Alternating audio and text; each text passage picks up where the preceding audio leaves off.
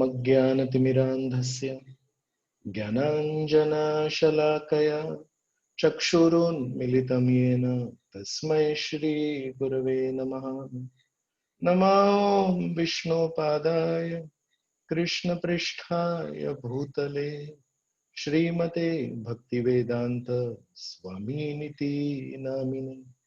नमस्ते सरस्वते देवे गौरवाणी प्रचारिणे निर्विशेष शून्यवादी पाश्चात्य देशतारिणे।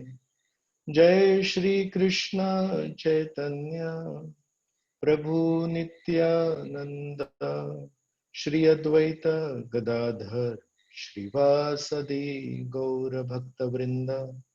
हरे कृष्णा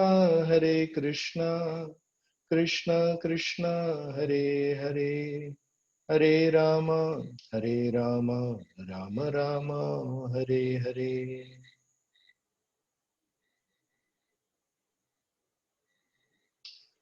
हरे कृष्ण। सर्व भक्तांचे स्वागत आहे। आपण अनेक आठवड्यांनी शनिवारी भेटत आहोत। आज आपण चर्चा करूया। अनेक वेळा जेव्हा आपण लोकांना भेटतो तेव्हा लोक म्हणतात वाढ व्हावी। कोणी म्हणतात पैशांमध्ये वाढ व्हायला पाहिजे, कोणी म्हणतात बुद्धीमध्ये वाढ व्हायला पाहिजे, कोणी म्हणतात माझ्या माळा जप करण्याच्या माळा वाढल्या आहेत, कोणी म्हणतायत की श्रवणाचं प्रमाण वाढलंय, कोणी म्हणतायत भगवंतांप्रती वाटणारं प्रेम हृदयामध्ये वाढलंय, थोडी एक आपुलकीची भावना वाढली आहे। तर अनेक लोक जेव्हा तो एकच शब्द वापरतात वाढ, तेव्हा वेगवेगळ्या गोष्टींना उद्देशू शकतात।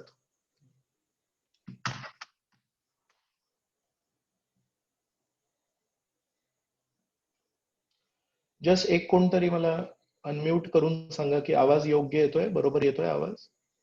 हो प्रभूजी, क्लिअर आहे। ओके, धन्यवाद।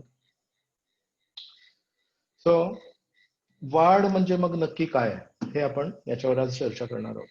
तर वाढीचे 4 वेगवेगळे भाग मी केले आहेत। एक आहे शारीरिक वाढ।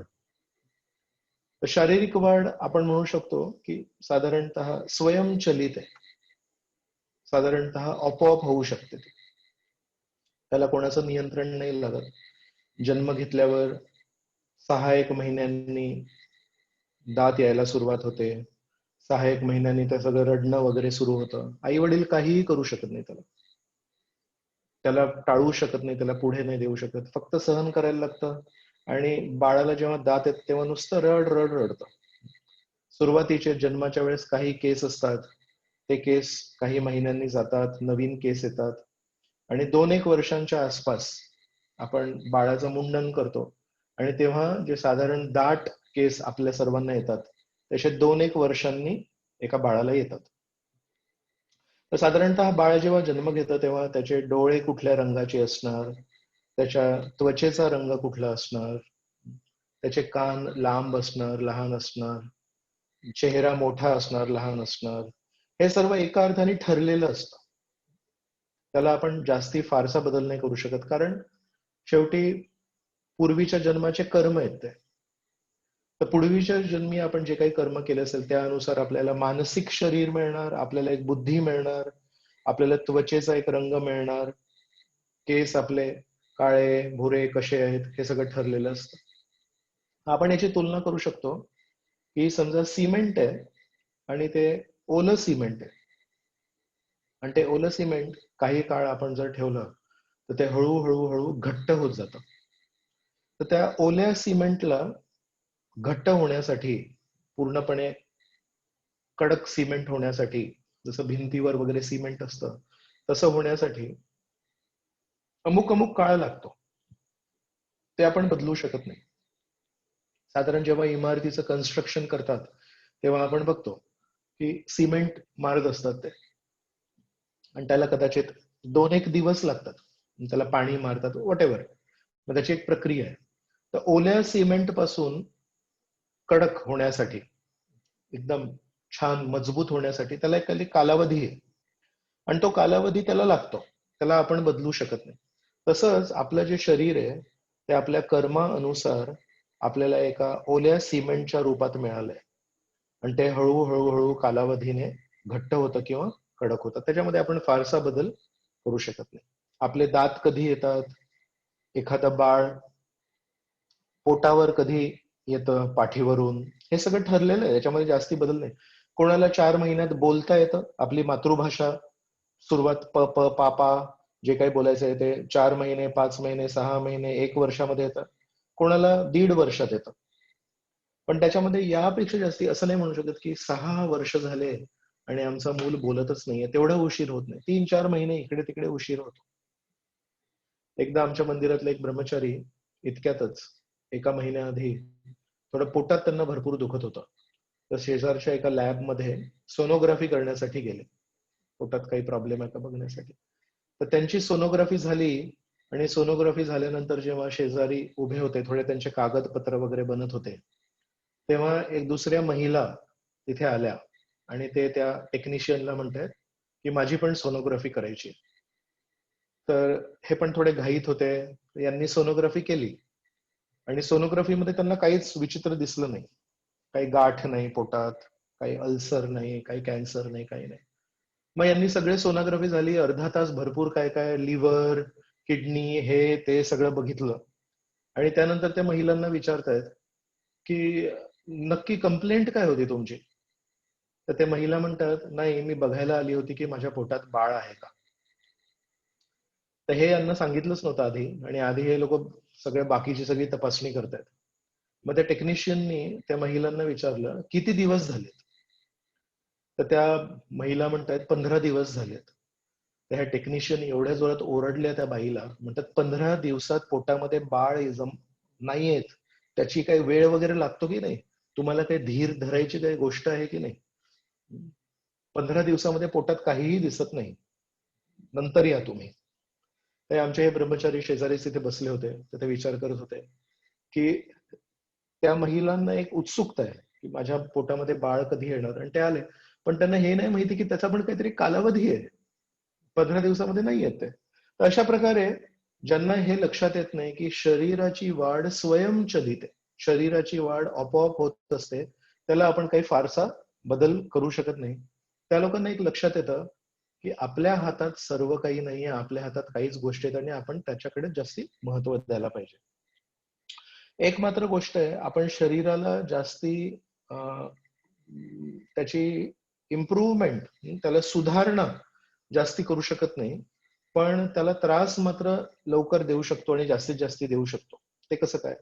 तर बघतो आजकाल मी, लहान बाळ जेव्हा जन्म घेतं तेव्हा एक सर्व लोकांचा एक विचार असतो की या बाळाचे फोटो पाठवा आम्हाला. आणि फोटो काढताना त्या लहान बाळावर कॅमेऱ्याचे फ्लॅश लाईट येतात आणि त्या फ्लॅश लाईटमुळे ऍक्च्युली असं बघितलंय की लहान लहान बाळांना पण आता इतक्यात नोंद केली आहे की त्यांना चष्मा लागतो. का बरं?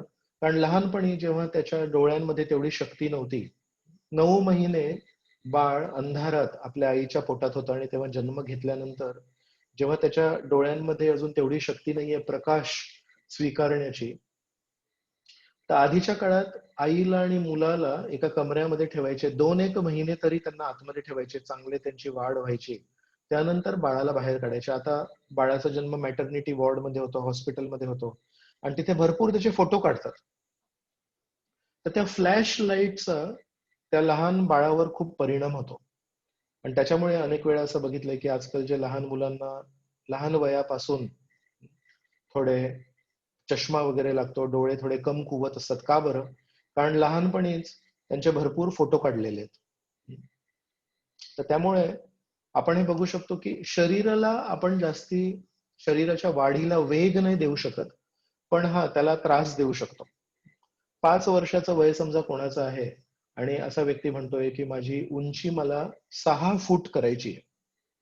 5 वर्ष वय असताना 6 फूट उंची होत नाही, त्याला 18, 19, 20 एक वर्ष लागतात, जेव्हा एक उंची वाढण्याचं एक वय असतं. आणि अनेक अनेक लोकांना मी बघितलंय की आधी उंची नसते, मग अमुक अमुक एका वयामध्ये असे भरकन वाढतात आणि नंतर मग उंच होतात. कधी कधी आई वडिलांना नेहमी एक इच्छा असते की आपल्या मुलाने उंच व्हावं, पण त्याला पण एक वय असतं. तर या पूर्ण चर्चेचा विषय असा होता आतापर्यंत की शरीराची वाढ स्वयंचलित आहे, त्याच्यामध्ये आपण फारसा बदल घडवू शकत नाही. मग दुसऱ्या प्रकारची वाढ ती आहे मानसिक वाढ. मानसिक वाढ अजिबात आपण असं म्हणू शकत नाही की ती स्वयंचलित आहे, अजिबात असं म्हणू शकत नाही की आपोआप होणार. मानसिक वाढ ही प्रत्येक व्यक्तीच्या हातात आहे. तर आपण शारीरिक वाढीसाठी एक उदाहरण दिलं. आपण उदाहरण दिलं की ओलं सिमेंट आहे आणि त्याला कडक होण्यासाठी जसा वेळ लागतो, तसं शारीरिक वाढीला पण एक पूर्व ठरलेला ठराविक एक वेळ लागतो. त्याला आपण त्याचा वेग काय वाढवू शकत नाही. त्याच प्रकारे जर आपल्याला मानसिक वाढीसाठी एक उपमा द्यायची असेल, तर आपण अशी उपमा देऊ शकतो. दूध आहे आणि दुधापासून आपल्याला दही बनवायचं आहे. तर ही पण एक प्रक्रिया आहे. आणि दुधापासून दही बनवण्यासाठी एक काही काही गोष्टी महत्वाच्या आहेत. त्या म्हणजे दूध थोडं उष्ण असायला पाहिजे, थोडं गरम असायला पाहिजे. आणि त्या गरम अशा दुधामध्ये थोडंसं दह्याचा 1 चमचा 2 चमचे थोडं टाकायला लागतं. किती मात्रा आहे, किती प्रमाण आहे त्यानुसार. आणि काही काळासाठी वाट बघायला लागते. जशी त्या ओल्या सिमेंटला कडक सिमेंट बनण्यासाठी पण वाट बघायला लागते, तशी दुधाला दह्यामध्ये परिवर्तित करण्यासाठी पण आपल्याला वाट बघायला लागते. पण समजा तुम्ही त्याला मिश्रित केलं, दह्याच्या 2-1 चमच्यांना दुधामध्ये मिश्रित केलं आणि नुसते वाट बघताय. कधी कधी असं होऊ शकतं की आपल्याला दही मिळणार नाही. का बरं असं? कारण काही काही प्रमाण काय आहे की आपण दही किती टाकलं त्याच्यामध्ये. जर दही प्रमाणापेक्षा अधिक टाकलं तर जो काही पदार्थ बनतो आपल्या दुधाचा, तो खूप आंबट बनतो, अतिशय आंबट बनतो. मग ते दही खाण्यायोग्य नसतं. आणि जर आपण कमी प्रमाणात दही टाकलंय त्या दुधात, तर ते दही कदाचित बनणारच नाही. कारण दूध भरपूर आहे आणि दही फार कमी टाकलंय आपण, तर त्याचं परिवर्तन होणारच नाही. आपण वाट वाट वाट बघतोय, पण त्याचं काहीही परिवर्तन होत नाही. ठीक आहे. समजा दूध पण आपण जेव्हा घेतलं दह्यामध्ये परिवर्तित करण्यासाठी, ते पण जर खूप उष्ण असेल, खूप गरम असेल आणि त्याला जर आपण दही टाकलं, तर त्या दुधाचं परिवर्तन अजिबात होत नाही दह्यामध्ये. ते दूध तसंच राहतं. कारण खूप जास्ती गरम होतं आणि ते जे दही टाकलं आपण ते तिथे नष्ट झालं. बरं दूध एकदम थंड असेल आणि त्या थंड दुधामध्ये आपण दही टाकलं, तर कदाचित आपल्याला 2-3 दिवस वाट बघायला लागेल. माहित नाही होईल की नाही होईल. याचा अर्थ ओल्या सिमेंटला कडक सिमेंटमध्ये रूपांतरित होण्यासाठी पण वेळ लागतो आणि दुधाला दही मध्ये परिवर्तित होण्यासाठी पण वेळ लागतो. पण या दोघांमध्ये अंतर आहे. ओल्या सिमेंटला कडक सिमेंटमध्ये परिवर्तित होण्यासाठी आपली काही गरज नाही लागत. आपल्याकडून काही त्याला हस्तक्षेप नाही लागत. पण दुधाचं परिवर्तन दह्यामध्ये होण्यासाठी दूध एका बरोबर तापमानाला पाहिजे. त्याच्यामध्ये आपण जे दही 1-2 चमचे टाकतोय त्याचं पण प्रमाण योग्य पाहिजे. आणि जेव्हा बाहेरचं वातावरण पण जर खूप गरम असेल, तर ते दूध दहीमध्ये नासतं ते. खूप आंबट आंबट काहीतरी दही होतं. आणि जर बाहेरचं वातावरण थंड असेल, तर आपण जे आधीचे 2 गोष्टी चर्चा केल्या ते पण आपण नीट केलेत आणि बाहेरचं वातावरण पण जरा योग्य आहे, तर मग आपल्याला गोड योग्य चवीचं दही मिळतं आपल्याला. याचा अर्थ दुधाला दह्यामध्ये परिवर्तित होण्यासाठी पण काही काही अटी आहेत.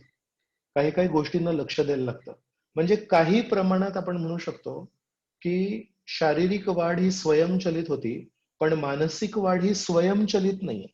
तर आपण जे उदाहरण घेतलं दुधाचं दह्यामध्ये परिवर्तन, त्याच्याशी आपण थोडी तुलना करूया. मुळात दूधच तुमचं खराब आहे. तर तुम्ही कितीही त्याच्यामध्ये चांगलं दही टाका, दुधालाच तुम्ही खूप जास्ती तापवलंय आणि त्यामध्ये कितीही चांगलं दही टाका, त्याचं काही होणार नाही. याचा अर्थ की काही कर्मानुसार एखाद्या व्यक्तीचे मन किंवा एखाद्या व्यक्तीची मानसिकता ही काही प्रमाणात तरी ठरलेली असते. पण अशा या व्यक्तीला जर चांगली संगत मिळाली, या जगामध्ये चांगले आई वडील मिळाले, चांगला परिवार मिळाला, चांगले मित्रमैत्रिणी मिळाले, त्यांचं नेहमी उत्साहवर्धन झालं, त्यांना नेहमी जिज्ञासा जेव्हा केव्हा होती, त्यांच्या मनामध्ये जेव्हा काही प्रश्न होते, तेव्हा त्यांच्या आई वडिलांनी, मित्रमंडळींनी त्यांना तेव्हा नेहमी त्यांना प्रोत्साहन दिलं आणि त्यांची उत्सुकता त्याला वाढवलं. तर असे व्यक्ती खूप हुशार होतात. काही दिवसांपूर्वी एका खूप प्रख्यात वैज्ञानिकांची मुलाखत चालू होती टीव्हीवर आणि तेव्हा एका भक्ताने ते बघितली आणि मला एक गोष्ट सांगितली. फिजिक्स फिजिक्सचे खूप मोठे हे वैज्ञानिक आहेत. भौतिकशास्त्राचे हे खूप मोठे वैज्ञानिक आहेत. त्यांना विचारलं की तुम्ही एवढे मोठे वैज्ञानिक आहात, एवढे प्रसिद्ध आहात, याच्या मागे श्रेय कोणाचं आहे? तर त्यांनी उत्तर दिलं, अर्थातच माझे शिक्षक, माझे मार्गदर्शक यांचे, पण म्हणाले मी सर्वाधिक श्रेय माझ्या आईला देईन. का बरं आईला देईन? तेव्हा त्यांनी वर्णन केलं की सुरुवातीपासून जेव्हा पण मी शाळेमध्ये काहीतरी विज्ञान शिकून घरी यायचो, तेव्हा माझ्या आईने मला प्रोत्साहन दिलं, तू जे काही ऐकलंस त्याच्यावर काही प्रश्न आहेत का तुझ्या मनात? तर मला नेहमी प्रश्न विचारण्यासाठी प्रोत्साहन केलं. मग हळूहळू माझ्यामध्ये काहीही मी बघायचो, आकाशात तारे बघायचो तर विचारायचो की हे तारे का आहेत? आकाशामध्ये जेव्हा दिवसा तारे न दिसायचे, अदृश्य व्हायचे, जेव्हा सूर्यप्रकाश खूप प्रकर्षाने यायचा, तेव्हा मी विचारायचो, आई हे तारे कुठे गेले? मग तेव्हा आईने मला सांगितलं की तारे कुठे गेले नाहीयेत. पण जेव्हा सूर्याच्या प्रकाशाचा अभाव होता तेव्हा ते तारे दिसतात. पण सूर्याचा प्रकाश एवढा तेज आहे की त्याच्यामुळे आपल्याला तारे दिसत नाही. म्हणजे तारे ते आहेत तिथे पण दिसत नाहीत.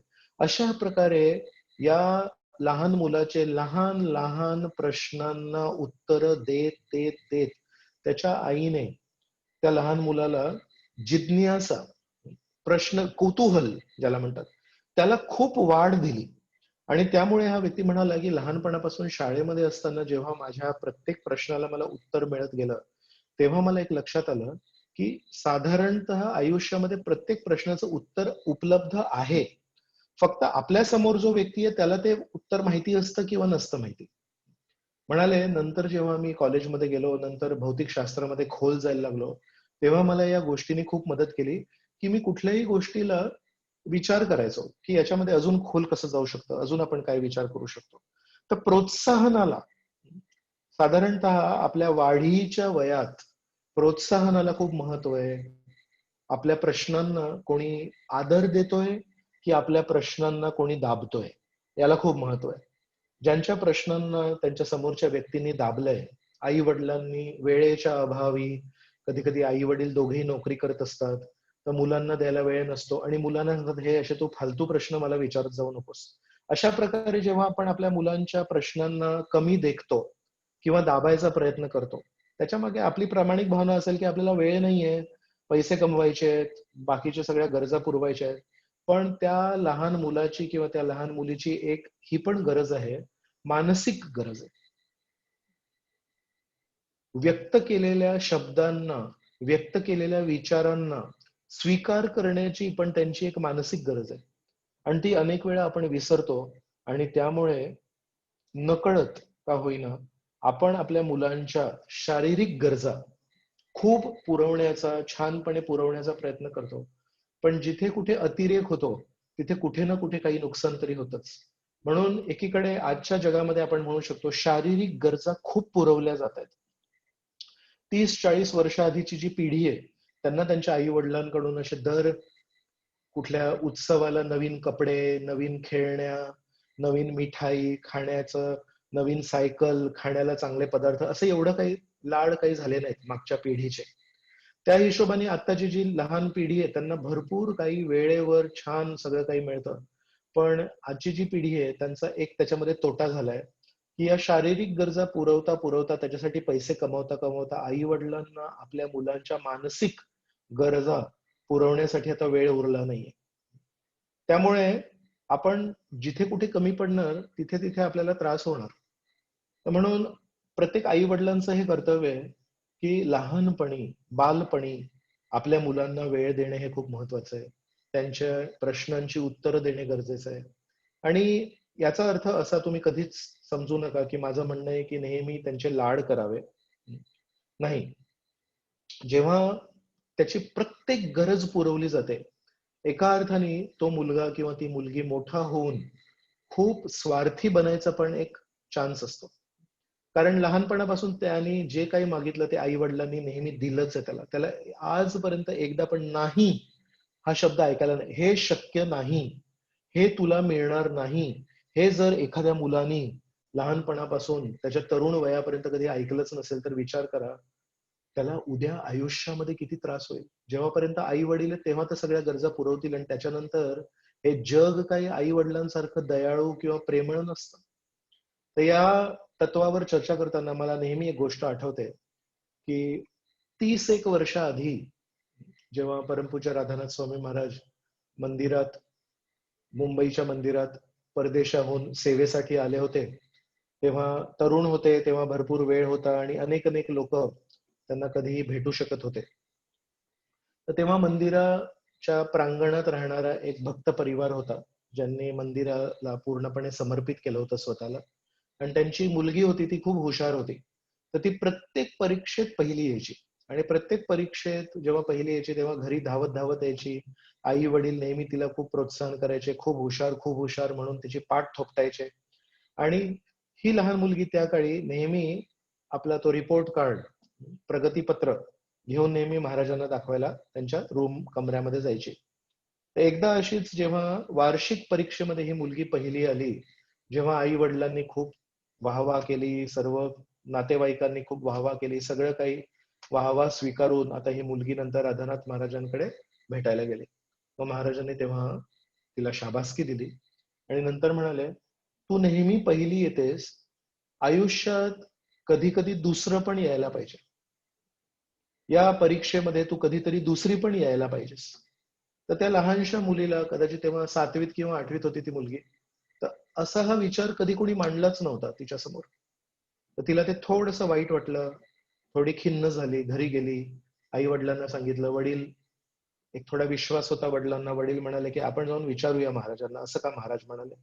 आणि जेव्हा मग महाराजांना विचारलं तेव्हा महाराजांनी स्पष्टीकरण दिलं की तू प्रत्येक परीक्षेमध्ये पहिली येतेस, तुझ्या मनामध्ये कुठेतरी एक नकळत तो गर्व निर्माण होणार की तुम्ही परीक्षा सांगा, त्याच्यासाठी मी तयारी करणार आणि त्या परीक्षेमध्ये मी पहिला क्रमांक पटकावणारच. आणि उद्या जेव्हा तू शाळेबाहेर पडशील तेव्हा कॉलेजमध्येही कदाचित स्वप्रयत्नांनी पहिला क्रमांक पटकावशील. पण त्यानंतर आयुष्यामध्ये ज्या काही परीक्षा येतात, पहिली गोष्ट म्हणजे त्या न सांगता येतात. दुसरी गोष्ट म्हणजे त्याचा पाठ्यक्रम ठरलेला नसतो. कुठूनही कुठलेही प्रश्न येतात, कधीही कुठलीही परिस्थिती बदलते, कधीही कुठलीही व्यक्ती, खूप विश्वासू व्यक्ती पण बदलतात.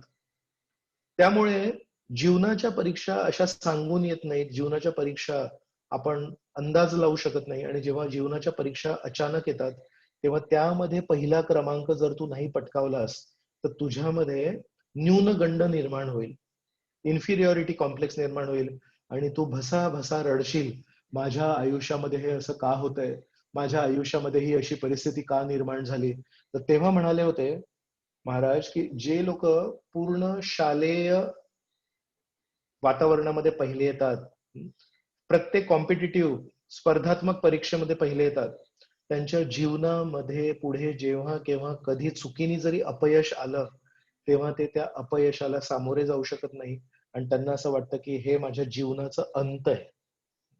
म्हणून म्हणाले की अधूनमधून दुसरा क्रमांक पण आपण पटकावला पाहिजे. याच्या मागे सांगण्याचं तात्पर्य हे की आपण आपल्या मुलांना जसं वळण देऊ लहानपणी तशा प्रकारे ते मोठे होतील. जर आपण आपल्या मुलांना केवळ लाडावलंय, नेहमी त्यांच्या प्रत्येक गरजा पुरवल्या आहेत, नेहमी त्यांची प्रत्येक मागणी आपण पूर्ण केली आहे, तर ते लाडावतील आणि उद्या जेव्हा जीवन, आयुष्य, हा समाज, हे जेव्हा त्यांना काळ, जेव्हा त्यांना त्यांच्या गरजेप्रमाणे, त्यांच्या मागणीप्रमाणे त्यांना प्रतिसाद देणार नाही, तेव्हा ते खचतील. म्हणून प्रोत्साहनाची पण गरज आहे. का? तर त्यांच्यामध्ये जे सद्गुण आहेत त्यांना वाव दिला पाहिजे. पण त्यांना कुठेतरी नाही हा शब्द ऐकण्यासाठी पण आपण तयार करायला पाहिजे. जर दूध थंड असेल तरी ते दही नाही बनत, जर दूध अधिक गरम असेल तरी ते दही नाही बनत, दह्याचं प्रमाण वाढलं तरी दही नाही बनत आणि दही कमी असेल तरी दही नाही बनत. म्हणजे योग्य तापमान दुधाचा, योग्य प्रमाण दह्याचं, योग्य तापमान पूर्ण वातावरणाचा, अशा या 3-4 गोष्टी जेव्हा योग्य होतात तेव्हा दुधाचं परिवर्तन दह्यामध्ये होतं. तर हे खूप एक महत्वाचं आहे. हा जो लॉकडाऊन काळ होता, संचारबंदीचा काळ होता, त्यामध्ये मुलांचे बरेच हाल झालेत. मुलं अशा काळामध्ये बाहेर जाऊ शकले नाहीयेत. त्यांना खेळण्याची एक नेहमीची सवय होती, ती बंदी झाली त्याच्यावर.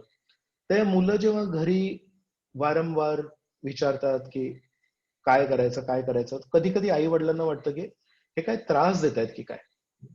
तर तेव्हा आपण काय करू शकतो, मुलांना विचारू शकतो, हे बघ, हे ताटामध्ये जी डाळ आहे ना, ही डाळ अशी छान चविष्ट बनण्यासाठी काय लागतं, तू सांग मला.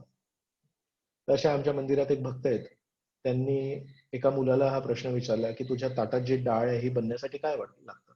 तर त्यांनी म्हणाले, खूप चांगले मसाले लागतात. मसाले जर चांगले असतील तर छान डाळ बनते. आणि मग यांनी त्याला विचारलं, फक्त मसाल्यांनी डाळ बनते? आणि ज्या शेतकऱ्यांनी ते बियाणं पेरलं, त्याची काळजी घेतली, जमिनीला सुपीक बनवलं, वेळेवर त्याला पाणी दिलं, परमेश्वराने योग्य वेळी ऊन दिलं, वातावरण निर्मिती झाली, ऋतू योग्य होता, अशा प्रकारे अ, इतर प्राण्यांपासून त्या झाडाला वाचवलं, खत पाणी घातलं, अशी कितीतरी गोष्टी त्या शेतकऱ्यांनी जेव्हा केल्या आहेत, तेव्हा त्या डाळीला, त्या झाडावर डाळ आली, त्याला रोगापासून वाचवले, त्याच्यावर फवारणी केली आहे. तर या 10 गोष्टीतून एक जरी गोष्ट चुकली, फवारणी नाही केली, कधी कोणी प्राणी आले आणि त्यांनी ते झाडं खाल्ली, ती जमीनच सुपीक नव्हती, बियाणं योग्य नव्हतं, पाणी द्यायला विसरले, तर तुला ही डाळ आज तुझ्या ताटामध्ये मिळाली असते का? मग तेव्हा त्या मुलाचे डोळे असे मोठे झाले आणि तो म्हणाला, आई, प्रभूजी, मी याच्यावर असं कधी विचार नाही केला की माझ्या ताटामध्ये ही डाळ येण्यासाठी किती लोकांचे त्याच्या मागे श्रम आहेत, किती लोकांचे त्याच्या मागे वेगवेगळे पैलू आहेत, त्यांनी किती मेहनत केली. मग त्यानंतर म्हटलं की त्याला कोणतरी ट्रान्सपोर्ट केलंय, गावातून, शेतकऱ्याकडून शहरात त्या दुकानामध्ये, दुकानातून कोणतरी ते जाऊन घरी आणलंय, त्याला किडे नाही लागायला पाहिजेत म्हणून त्याला पण थोडस काहीतरी पावडर वगैरे लावली आहे. त्याच्यानंतर जेव्हा आपण स्वयंपाक करतो तेव्हा त्या पावडर लागलेल्या डाळीला धुवायला लागतं नीट, नाही तर ती पावडर पोटात जाईल. आईनी नीट त्याला धुतलंय, त्याला नीट शिजवलंय, शिजली नाही डाळ तर ती पोटात त्रास करते, त्याला नीट शिजवलंय. त्याला जेव्हा स्वयंपाक केला तेव्हा आईनी, जसं मुलं कधी कधी अभ्यास करता करता IPL मॅच लावतात, किंवा मुली अभ्यास करता करता काहीतरी युट्यूबवर काहीतरी व्हिडिओ लावतील, तसं जर तुझ्या आईनी हे डाळ बनवताना समजा कुठल्या युट्यूबवर काही प्रवचन लावलं असतं, किंवा युट्यूबवर काही इतर लक्ष वेधित करणारं काही कार्य लावलं असतं, तर तुझ्या आईचं लक्ष तिथे गेलं असतं आणि कदाचित स्वयंपाक एवढा नीट नसतं झालं. म्हणजे आधी त्या शेतकऱ्याचे श्रम, त्याच्यानंतर ज्यांनी त्याला ट्रान्सपोर्ट केलं त्याचे श्रम, आणि त्याच्यानंतर वडिलांचे श्रम की त्यांनी दुकानातून ते घरी आणलं, त्याच्यानंतर आईचे श्रम की नीट धुतलं, नीट शिजवलं, त्याला नीट मसाले वापरले, आणि ते मसाले सगळे टाकताना वगैरे दुर्लक्ष नाही केलं, अर्ध लक्ष गाण्यांमध्ये, अर्ध लक्ष टीव्ही मध्ये आणि अर्ध लक्ष स्वयंपाकात, असं नाही केलं. आणि एवढ्या सर्व लोकांचे कठीण परिश्रम, लक्षपूर्वक कष्ट जेव्हा केले, त्यानंतर तुझ्या प्लेटमध्ये आता ती डाळ आली आहे. आणि कधी कधी तुला जेव्हा ती डाळ आवडत नाही तेव्हा तू अर्धवट खातोस आणि अर्धवट ती डाळ कचऱ्याच्या डब्यात फेकतोस.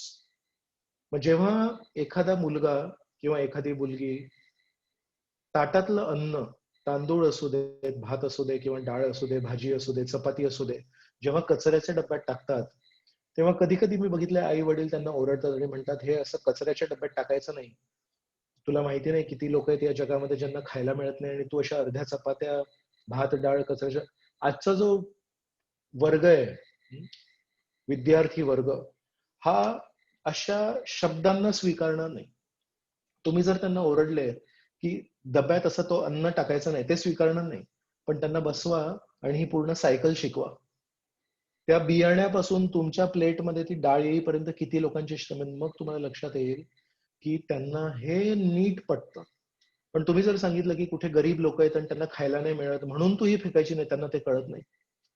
तर त्यांना लॉजिक पाहिजे, त्यांना स्पष्टीकरण पाहिजे, त्यांना नीट समजावून सांगितलं पाहिजे, तेव्हा कुठे त्यांना कळतंय. तर अशा प्रकारे या संचारबंदीच्या काळामध्ये पण जेव्हा मुलं घरी आहेत आणि कधी कधी आपल्याला हजार प्रश्न विचारतात, त्यांना विचार करण्यासाठी आपण असे काहीतरी कार्य देऊ शकतो. मुलांना आपण स्वयंपाकघरात बोलवू शकतो आणि त्यांना सांगू शकतो ही जी लाल पावडर आहे ना, ही लाल मिरची पावडर आहे, याने तिखटपणा येतो. हळदीने अमुक अमुक एक चव येते. काळ्या मसाल्याने एक चव येते. एका पदार्थामध्ये जास्ती काळा मसाला टाकला तर बघ अशी चव येते. एखाद्या पदार्थामध्ये हळद जास्ती टाकली तर अशी चव येते. मग त्यांना लक्षात येईल, वर्षानुवर्ष प्रत्येक स्वयंपाकामध्ये आई जी मला एक छान चव देते, भाजीची वेगळी चव, डाळीची वेगळी चव, त्याच्यामध्ये आईची किती मेहनत आहे, त्याच्यामध्ये आईची किती कला आहे, तेव्हा कुठे मग आईप्रती प्रेम वाढतं. पण आपण नेहमी नुसतं आरडाओरडा जर केला, असं नाही करायचं, तसं नाही करायचं, असं नाही बसायचं, तसं नाही बसायचं, तर आजचा जो विद्यार्थी वर्ग आहे, लहान मुलांचा जो वर्ग आहे, त्यांना हे सगळं काही जमत नाही. लहानपणी मला आठवतंय, माझे पण वडील थोडं शिस्त लावणारे आहेत. तर एकदा माझी आई कुठेतरी त्यांच्या माहेरी गेली होती आणि तेव्हा मग आमच्या ओळखीचे एका परिवाराने आम्हाला घरी जेवायला बोलवलं होतं. तर मी आणि वडील हे रात्रीच्या जेवणासाठी त्यांच्या घरी गेलो होतो. तर साधारणतः एक कोणाच्या घरी गेलो तर आपल्याकडे आग्रह करण्याची एक सवय आहे. आणि मी होतो लहान. मी तेव्हा मला वाटतं 6वीत किंवा 7वीत होतो. तर त्यांच्या घरी जेव्हा बसलोय तेव्हा ते ज्या काकू होत्या त्या वाढत होत्या. आणि वाढताना त्यांनी आग्रह केला. तर तो आग्रह नाही कसा करायचा, आपल्या ताटावर हात कसा ठेवायचा आणि आपल्याला जेवढं गरजेचं आहे तेवढंच कसं ताटावर घ्यायचं हे काय मी शिकलो नव्हतो तेव्हा. तर तेव्हा त्या काकू येऊन वडिलांच्या ताटात पण वाढायचा प्रयत्न करत होते, पण वडील म्हणायचे नाही मला एवढं नको, हे मी एवढंच खाणार, अमुक अमुक. तर त्यांनी बरोबर प्रमाणामध्ये त्यांच्या ताटात सगळं जेवण घेतलं होतं. पण मी फसलो. माझ्या ताटामध्ये खूप जास्ती जेवण आलं आणि ते मला संपता संपेना ते. तर मी खूप प्रयत्न केला, पण शेवटी माझ्या ताटामध्ये भरपूर काही उरलं आणि मी वडिलांना सांगितलं, "मी याच्या पुढे हे खाऊ शकत नाही." तर त्याच्यामध्ये एका अर्थाने माझी चूक नव्हती. कारण त्या काकूंनी न विचारता आणि आग्रह करता करता माझ्या ताटात भरपूर काही टाकलं होतं. पण माझ्या वडिलांनी सांगितलं, "ताटामध्ये उष्ट ठेवून आपण या घरून जाऊ शकत नाही. तुला जेवढा वेळ लागेल, हळूहळू तुला जेवढं जमतंय तेवढं खा. मी इथे बसतो तुझ्यासोबत." आणि तुम्हाला मी खरोखर सांगतो, ज्या क्षणी मी ते बोललो, त्या क्षणानंतर ऑलमोस्ट 1 ते 1.25 तास मी त्या ताटासमोर बसून होतो आणि एक घास हळूहळू खायचो आणि वडिलांकडे बघायचो आणि वडील म्हणायचे, "नाही, जेव्हापर्यंत हे संपणार नाही, तेव्हापर्यंत आपण इथे उठणार नाहीये." तर त्यांनी रागावले नाही, त्यांनी माझे कान नाही पिळले, पण मला सांगितलं, की जेव्हापर्यंत हे ताट साफ होत नाही, तेव्हापर्यंत आपण इथून उठू शकत नाही. आणि 1 ते 1.25 तास मला लागला त्या पूर्ण ताटाला संपवता संपवता. आणि ते पूर्ण ताट संपल्यानंतर माझे वडील त्यांच्या ताटावरून उठले. आम्ही दोघांनी हात धुतले. माझं पोट दुखत होतं आणि त्या दिवशी आम्ही त्या घरून आमच्या घरी चालत गेलो. का बाबा म्हणाले, "एवढं सगळं तू खाल्लंयस गरजेपेक्षा जास्ती, तर थोडं चालत गेलो आपण, तर थोडं पोटातलं जिरणार म्हणून." त्या दिवशी सगळं ते खाल्ल्यानंतर आधीच मी पूर्णपणे असा त्रासलेला होतो आणि त्या दिवशी चालत, चालत, चालत घरी गेलो. अर्धा तास लागला घरी चालत जाण्यासाठी. मग त्या दिवशी जेव्हा पोहोचलो, त्या दिवशी रात्री जेव्हा झोपलो, आई नव्हती माझ्यासोबत. पण त्या दिवशी मला लक्षात आलं, आजपासून कान स्वतः पकडले, की ताटामध्ये गरजेपेक्षा जास्ती कधी घेणार नाही. आणि त्या दिवशीपासून ते आजपर्यंत मी ताटामध्ये कधीही काही उष्ट ठेवत नाही. मला जर जमत नसेल तर मी सांगतो, की हे मी खाऊ शकत नाही आणि माझ्या ताटाबाहेर ती वाटी आधीच ठेवतो. पण माझ्या ताटामध्ये कधी तुम्हाला उष्टी डाळ, उष्ट वरण, उष्ट भात कधी सापडणार नाही. का? कारण ते लहानपणीच असे संस्कार बिंबवलेत. तर अशी शिस्त लहानपणीच लावली होती आणि एका अर्थाने मला आवडलं हे, की वडिलांनी आरडाओरडी न करता म्हणाले, की "मी तुझ्यासोबत इथे बसलेलो आहे. तू काही काळजी करू नकोस. पण जेव्हापर्यंत तू हे संपवणार नाही, तेव्हापर्यंत आपण उठू शकत नाही." तर अशा प्रकारे जेव्हा आपण आपल्या लहान मुलांना लहानपणापासून चांगले संस्कार लावतो, तेव्हा कुठे त्यांच्यामध्ये लहान, लहान, लहान, लहान गोष्टी बिंबवण्याचा प्रयत्न होऊ शकतो आणि ते मग कुठेतरी काहीतरी परिवर्तन घडतं. अशाच प्रकारे हे मी तुमच्यासोबत माझ्या शारीरिक बालपणाची एक गोष्ट सांगितली. माझ्या आध्यात्मिक बालपणाची पण एक गोष्ट आहे, की ब्रह्मचर्य आश्रम जॉइन केल्यानंतर साधारणतः मंदिरामध्ये सगळे ब्रह्मचारी हे मंदिराच्या मुख्य हॉलमध्ये एकत्र बसून, गोल बसून जप करतात. तर ती आम्हाला आधीपासून एक सवय आहे ब्रह्मचार्यांना. एकदा रात्री मी खूप उशिरा एका कार्यक्रमाहून आलो होतो, 11:30-12 वाजले होते. दुसऱ्या दिवशी पण उठलो लवकर आणि जप करताना थोडा एक असा थकलेला भावना होती. तर त्या दिवशी ना नकळत थकलेल्या याच्यामुळे थोडं म्हटलं, बाहेर अशा थोड्या खुर्च्यासारख्या होत्या. जमिनीवर बसून थोडं करायला कंटाळा येत होता, त्रास होत होता. तर बाहेर टेम्पल हॉलच्या बाहेर काही तिथे खुर्चीसारखी जागा होती. लॉकर्स होते तिथे. तर त्याच्यावर जाऊन मी बसलो आणि जप करत होतो. तेव्हा आमच्या मंदिरातले एक खूप वरिष्ठ ब्रह्मचारी आहेत. 20-25 वर्ष तेव्हा त्यांना झाले होते ब्रह्मचारी आश्रमात आणि मला 2 महिने झाले होते. ते आले तिथे आणि मला एवढ्या जोरात ओरडले, "तुला इथे बाहेर जप करण्यासाठी कोणी परवानगी दिली आणि तू आतमध्ये जप का नाही करत आहे?" मी तर आता खूप हळू बोलतोय. एवढ्या जोरात ओरडले ते मला. त्या दिवशी मी जो मंदिराच्या हॉलमध्ये बसून जप करण्यासाठी जो काही एक निर्धास्त घेतला, तो आजपर्यंत माझा सुटला नाही. आजही मी मंदिराच्या टेम्पल हॉलमध्ये सगळ्या ब्रह्मचार्यांसोबत गोलाकार करून जप करतो. का? तर कारण आध्यात्मिक बालपणामध्ये तशी शिस्त लावली. तर शारीरिक बालपणामध्ये माझ्या वडिलांनी शिस्त लावली आणि आध्यात्मिक बालपणामध्ये माझ्या त्या श्रेष्ठ गुरुबंधूंनी, श्रेष्ठ वैष्णवांनी ओरडले मला. पण मला शिस्त लावली आणि त्या शिस्तीमुळे आजही एका ठिकाणी जप करण्याची माझी जी सवय आहे ती गेली नाही. अशा प्रकारे जेव्हा आपल्याला शारीरिक बालपणी किंवा आध्यात्मिक बालपणी कोणीतरी शिस्त लावतं किंवा कोणी काही चांगल्या गोष्टी सांगतं, तर ते आपल्यासाठी किती हिताचं आहे.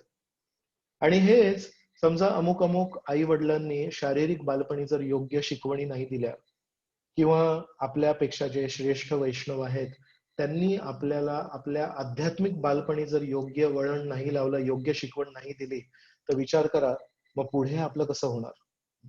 म्हणून खूप महत्वाचं आहे की जर आपण वरिष्ठ असू तर आपण इतरांना मार्गदर्शन द्यायला पाहिजे, त्यांना योग्य काय अयोग्य काय हे शिकवायला पाहिजे. आणि जर आपण कनिष्ठ असू, जर आपण लहान असू, तर मोठ्यांना नेहमी विचारायला पाहिजे की हे कसं करायचं, ते कसं करायचं, याच्यामध्ये योग्य दृष्टिकोन काय, त्याच्यामध्ये योग्य दृष्टिकोन काय. साधारणतः जर आपण आपल्या आयुष्यामध्ये प्रोत्साहन किंवा योग्य शिकवण आपल्याला जर प्राप्त नसेल झाली, तर आपल्या आयुष्यामध्ये पुढे अंधकारच आहे. कारण स्वतःच्या शक्तीवर, स्वतःच्या बळावर आपण प्रत्येक गोष्टीला सामोरे नाही जाऊ शकत. पण जेव्हा आपल्यासोबत काही आपल्याला प्रोत्साहन देणारे, मदत करणारे लोक असतात, जेव्हा त्यांचा पाठिंबा असतो, तेव्हा मग कुठेतरी आपल्याला आपल्या आयुष्यामध्ये काहीतरी करावं असं वाटतं. तर ते खूप महत्वाचं आहे. साधारणतः आपल्या आयुष्यामध्ये जे आपण काही बदलू शकतो, त्याच्याबद्दल आपण जास्ती विचार नाही करत आणि ज्या गोष्टी आपण बदलू नाही शकत त्याच्यावर जास्ती विचार करतो. तर एका अर्थाने आपण ज्या परिवारात जन्म घेतलाय तो आपण बदलू शकत नाही. आपले नातेवाईक असतील त्यांना आपण बदलू शकत नाही. आपल्या भावंडांना आपण बदलू शकत नाही. तर ज्या गोष्टींना आपण बदलू शकत नाही साधारणतः आपण त्याच्यावर चर्चा करत असतो की माझे नातेवाईक असे काय आहेत, माझे भाऊ असे काय आहेत, माझे बहीण असे काय आहेत. कधी कधी भांडणं वगैरे असतात, तर त्याच्यामध्ये आपलं अर्ध आयुष्य निघून जातं की माझे भावंड असे का आहेत, माझे चुलते असे का आहेत, किंवा माझं शरीर असं नेहमी मला रोग होतात असं काय आहे.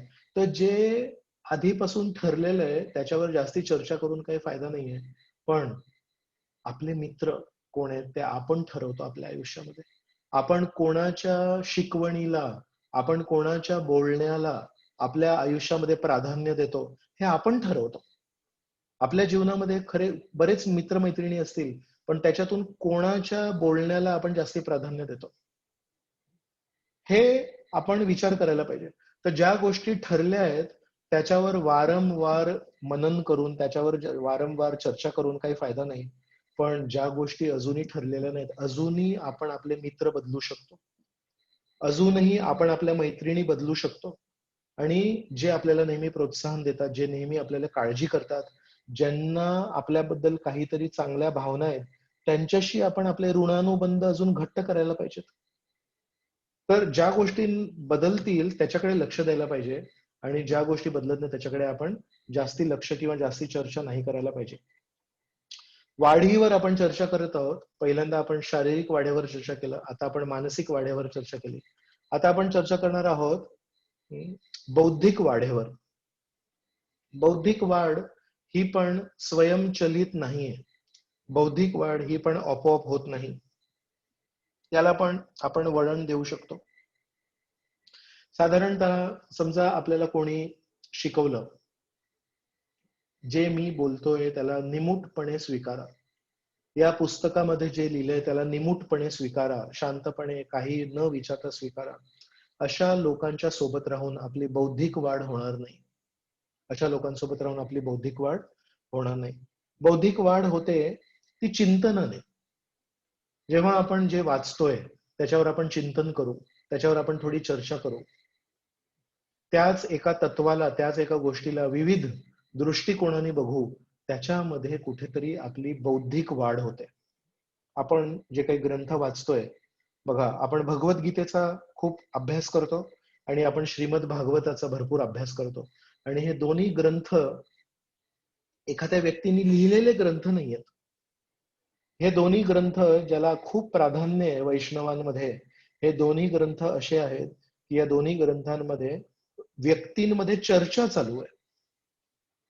भगवद्गीतेमध्ये श्रीकृष्ण आणि अर्जुनामध्ये चर्चा चालू आहे आणि भागवतामध्ये सुरुवातीला श्रीकृष्णांनी जेव्हा ब्रह्माजींसोबत संवाद साधला ते एक भागवतम आहे.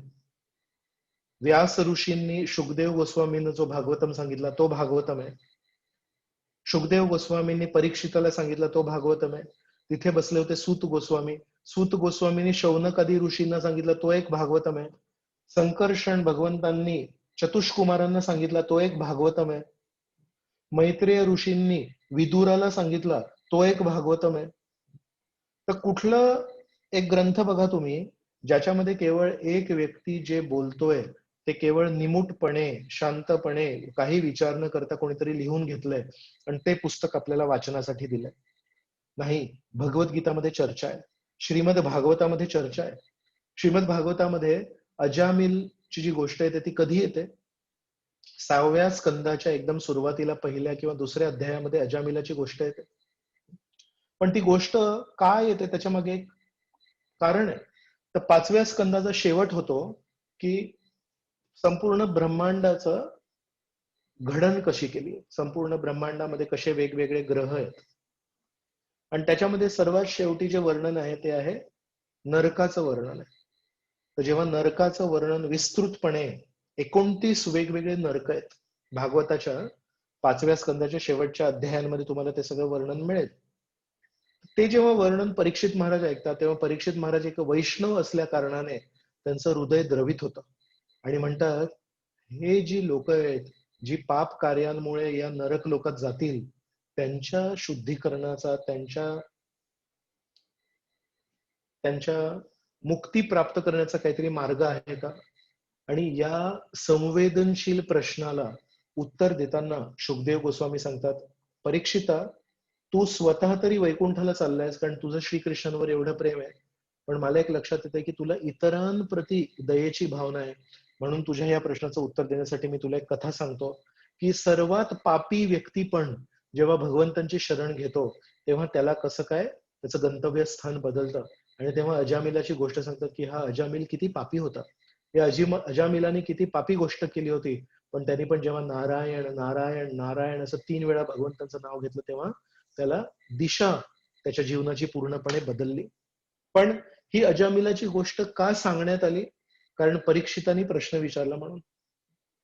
7व्या स्कंदामध्ये एका अर्थाने म्हणू शकतो की संपूर्ण 7वा स्कंद हा नरसिंह देवांच्या कथेवर अवलंबून आहे.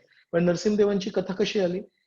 तर 6व्या स्कंदाच्या शेवटी कारण 6व्या स्कंदामध्ये वृत्रासुराची कथा आहे आणि अजामिळाची कथा आहे. तर त्याच्यामध्ये असं दाखवलंय की भगवंत आपल्या भक्तांची कशी काळजी घेतात. तर शेवटी युधिष्ठिर महाराजांनी नारद मुनींना एक प्रश्न विचारला होता एकदा, आणि तसाच प्रश्न परीक्षित महाराज शुकदेव गोस्वामींना विचारतात की जेव्हा केव्हा मी परमेश्वराची काही गोष्ट ऐकतो तेव्हा मला एक लक्षात येतं की परमेश्वर ना हे देवतांची बाजू घेतात आणि नेहमी राक्षसांच्या विरुद्ध असतात, दानवांच्या विरुद्ध असतात. तर असं काही आहे का की परमेश्वर यांना देवतांप्रती एक कल आहे आणि दानवांच्या नेहमी विरुद्ध असतात भगवंत, असं काही आहे का? त्यांच्यामध्ये विषमता आहे का? शुकदेव गोस्वामी म्हणतात, हाच प्रश्न एकदा युधिष्ठिर महाराजांनी नारद मुनींना विचारला होता आणि नारद मुनींनी उत्तर काय दिलं? नारद मुनींनी स्पष्टपणे याचं उत्तरच नाही दिलं. नाही, भगवंतांमध्ये विषमता नाहीये. भगवंत अमुक अमुक व्यक्तीला जास्ती प्रेम करतात असं नाहीये. त्यांनी त्याच्या उत्तरामध्ये त्यांच्या स्वतःच्या शिष्याची, प्रल्हादाची कथा सांगितली. तर नारद मुनींनी उत्तर म्हणून प्रल्हादाची कथा युधिष्ठिर महाराजांना सांगितली होती. आणि तसाच एक प्रश्न परीक्षितांनी शुकदेवांना विचारला, म्हणून शुकदेव गोस्वामींनी त्या कथेचा आधार घेऊन पुन्हा एकदा नरसिंह आणि प्रल्हादाची कथा सांगितली. आणि त्या पूर्ण कथेमागे त्यांना एक शिकवण जी द्यायची होती परीक्षित महाराजांना, ती द्यायची होती. इथे हा जो प्रल्हाद होता तो दानव होता. इथे प्रल्हादाने दानव कुळामध्ये जन्म घेतला होता. आणि जरी जरी त्याचे वडील हे खूप मोठे दानव होते, खूप मोठे अतिरेकी होते, वैश्विक स्तरावर अतिरेकी होते, आणि परमेश्वराने त्यांच्या वडील दानवाला मारलं, तरी पण वडिलांना मारून त्याच शत्रूच्या मुलाला प्रेम केलं आणि त्याच शत्रूच्या मुलाला त्यांनी संरक्षण केलं. याचा अर्थ भगवंत बाह्य गोष्टींनी जास्ती प्रभावित होत नाही, आपल्या शरीराने प्रभावित होत नाही, आपल्या परिवाराने प्रभावित होत नाही. प्रल्हादाच्या वडिलांचं नाव आहे हिरण्यकश्यपू, आणि हिरण्यकश्यपूला मारलं भगवंतांनी, पण प्रल्हादाला प्रेम दिलं, प्रल्हादाला आश्रय दिला. तर ह्या सगळ्या ज्या महत्वाच्या चर्चा आहेत, अजामिलाची कथा आहे, प्रल्हादाची कथा आहे, नरसिंहदेवांची कथा, ही का उद्भवली? कारण चर्चा चालू आहे. सुखदेव गोस्वामींनी माईक हातात घेतला आणि केवळ बोलत चाललेत असं नाही. ते म्हणतात, ठीक आहे, तुझा काय प्रश्न आहे? पूतनाची गोष्ट सांगताना मध्येच ते बघतात, जेव्हा पूतनेचं वर्णन केलंय तेव्हा सुखदेव गोस्वामी बघतात की परीक्षिताच्या चेहऱ्यावर खूप भीती निर्माण झाली. आणि तेव्हा मध्येच कथेला विराम देऊन सुखदेव गोस्वामी सांगतात, परीक्षिता, तू विसरलास का 6वा स्कंद? तुला जेव्हा अजामिळाची गोष्ट सांगितली तेव्हा तुला काय सांगितलं होतं की मी भगवंतांचं नाम स्मरण करून पण भीतीचा नाश होतो. ज्या भगवंतांचं नामस्मरण करून भीतीचा नाश होतो, त्या भगवंतांना कधी कोणी त्रास देऊ शकतो का? म्हणून तू घाबरू नकोस. जरी श्रीकृष्ण बाळ रूपात आहेत आणि जरी ही मोठी राक्षसीन चेटकीण पूतना तिथे आलीये, ती श्रीकृष्णांना काही करू शकत नाही. असे शब्द ऐकून मग परीक्षिताच्या चेहऱ्यावर थोडं जरा शांतता येते, नाही तर ते एकदम व्याकुळ होतात. तर अशी अनेक वेळा तुम्ही जर भागवत वाचलं तर मध्येच कथा 2-3 श्लोकांसाठी बदलते आणि तुम्हाला लक्षात येत नाही की हे काय का. कारण हे जे श्रोता आणि हे जे वक्ता आहेत, हे पूर्णपणे त्या कथेमध्ये एकत्रित झालेत, एक रूप झालेत. कथा बोलणारा वेगळा नाहीये आणि कथा ऐकणारा अका नाहीये, एकमेकांमध्ये ते सामील झालेत. आणि म्हणून एकेका शब्दाला लक्षपूर्वक ऐकल्यामुळे त्यांच्यामध्ये वेगवेगळ्या भावना निर्माण होत आहेत. याला म्हणतात उच्च कोटीचं श्रवण, याला म्हणतात उच्च कोटीचं वक्तव्य. भगवद्गीतेमध्ये पण अर्जुन व्याकुळ आहेत. अर्जुन म्हणतात, मला उत्तर द्या, मला सांगा जीवनाचं रहस्य काय. आणि श्रीकृष्ण सांगतायत. आणि मग अधूनमधून अर्जुन पण श्रीकृष्णांना प्रश्न विचारतात आणि तेव्हा श्रीकृष्ण त्याचे उत्तर देतात. गीता ही चर्चावर आधारित आहे, भागवत हे चर्चेवर आधारित आहे. आणि म्हणून जेव्हा आपण पण जेव्हा शास्त्रांचं अध्ययन करू तेव्हा आपण चर्चा केली पाहिजे. जसं दुधाला जेव्हा दह्यामध्ये रूपांतरित करतात, आणि आपण दह्याचं उदाहरण दिलं होतं, तर दह्याला जेव्हा घुसळतात, तर रवीनी जेव्हा घुसळून दह्याला आपण रूपांतर करतो तेव्हा त्याच्यातून लोणी बाहेर येतं आणि खाली ताक राहतं. तसं जेव्हा शास्त्रांच्या अध्ययनाला आपण लोक सोबत मिळून जेव्हा चर्चा करू तेव्हा त्याचं मंथन होतं, त्याला घुसळण्यासारखं आहे आणि त्याच्यातून लोणी बाहेर येतं. आणि त्या लोण्याला जेव्हा आपण तापवतो, त्याला उष्णता देतो, तेव्हा त्या लोण्याचं रूपांतर होतं तुपात. आणि ते तूप आपण श्रीकृष्णांना अर्पण करू शकतो. दही आपण श्रीकृष्णांना अर्पण नाही करू शकत.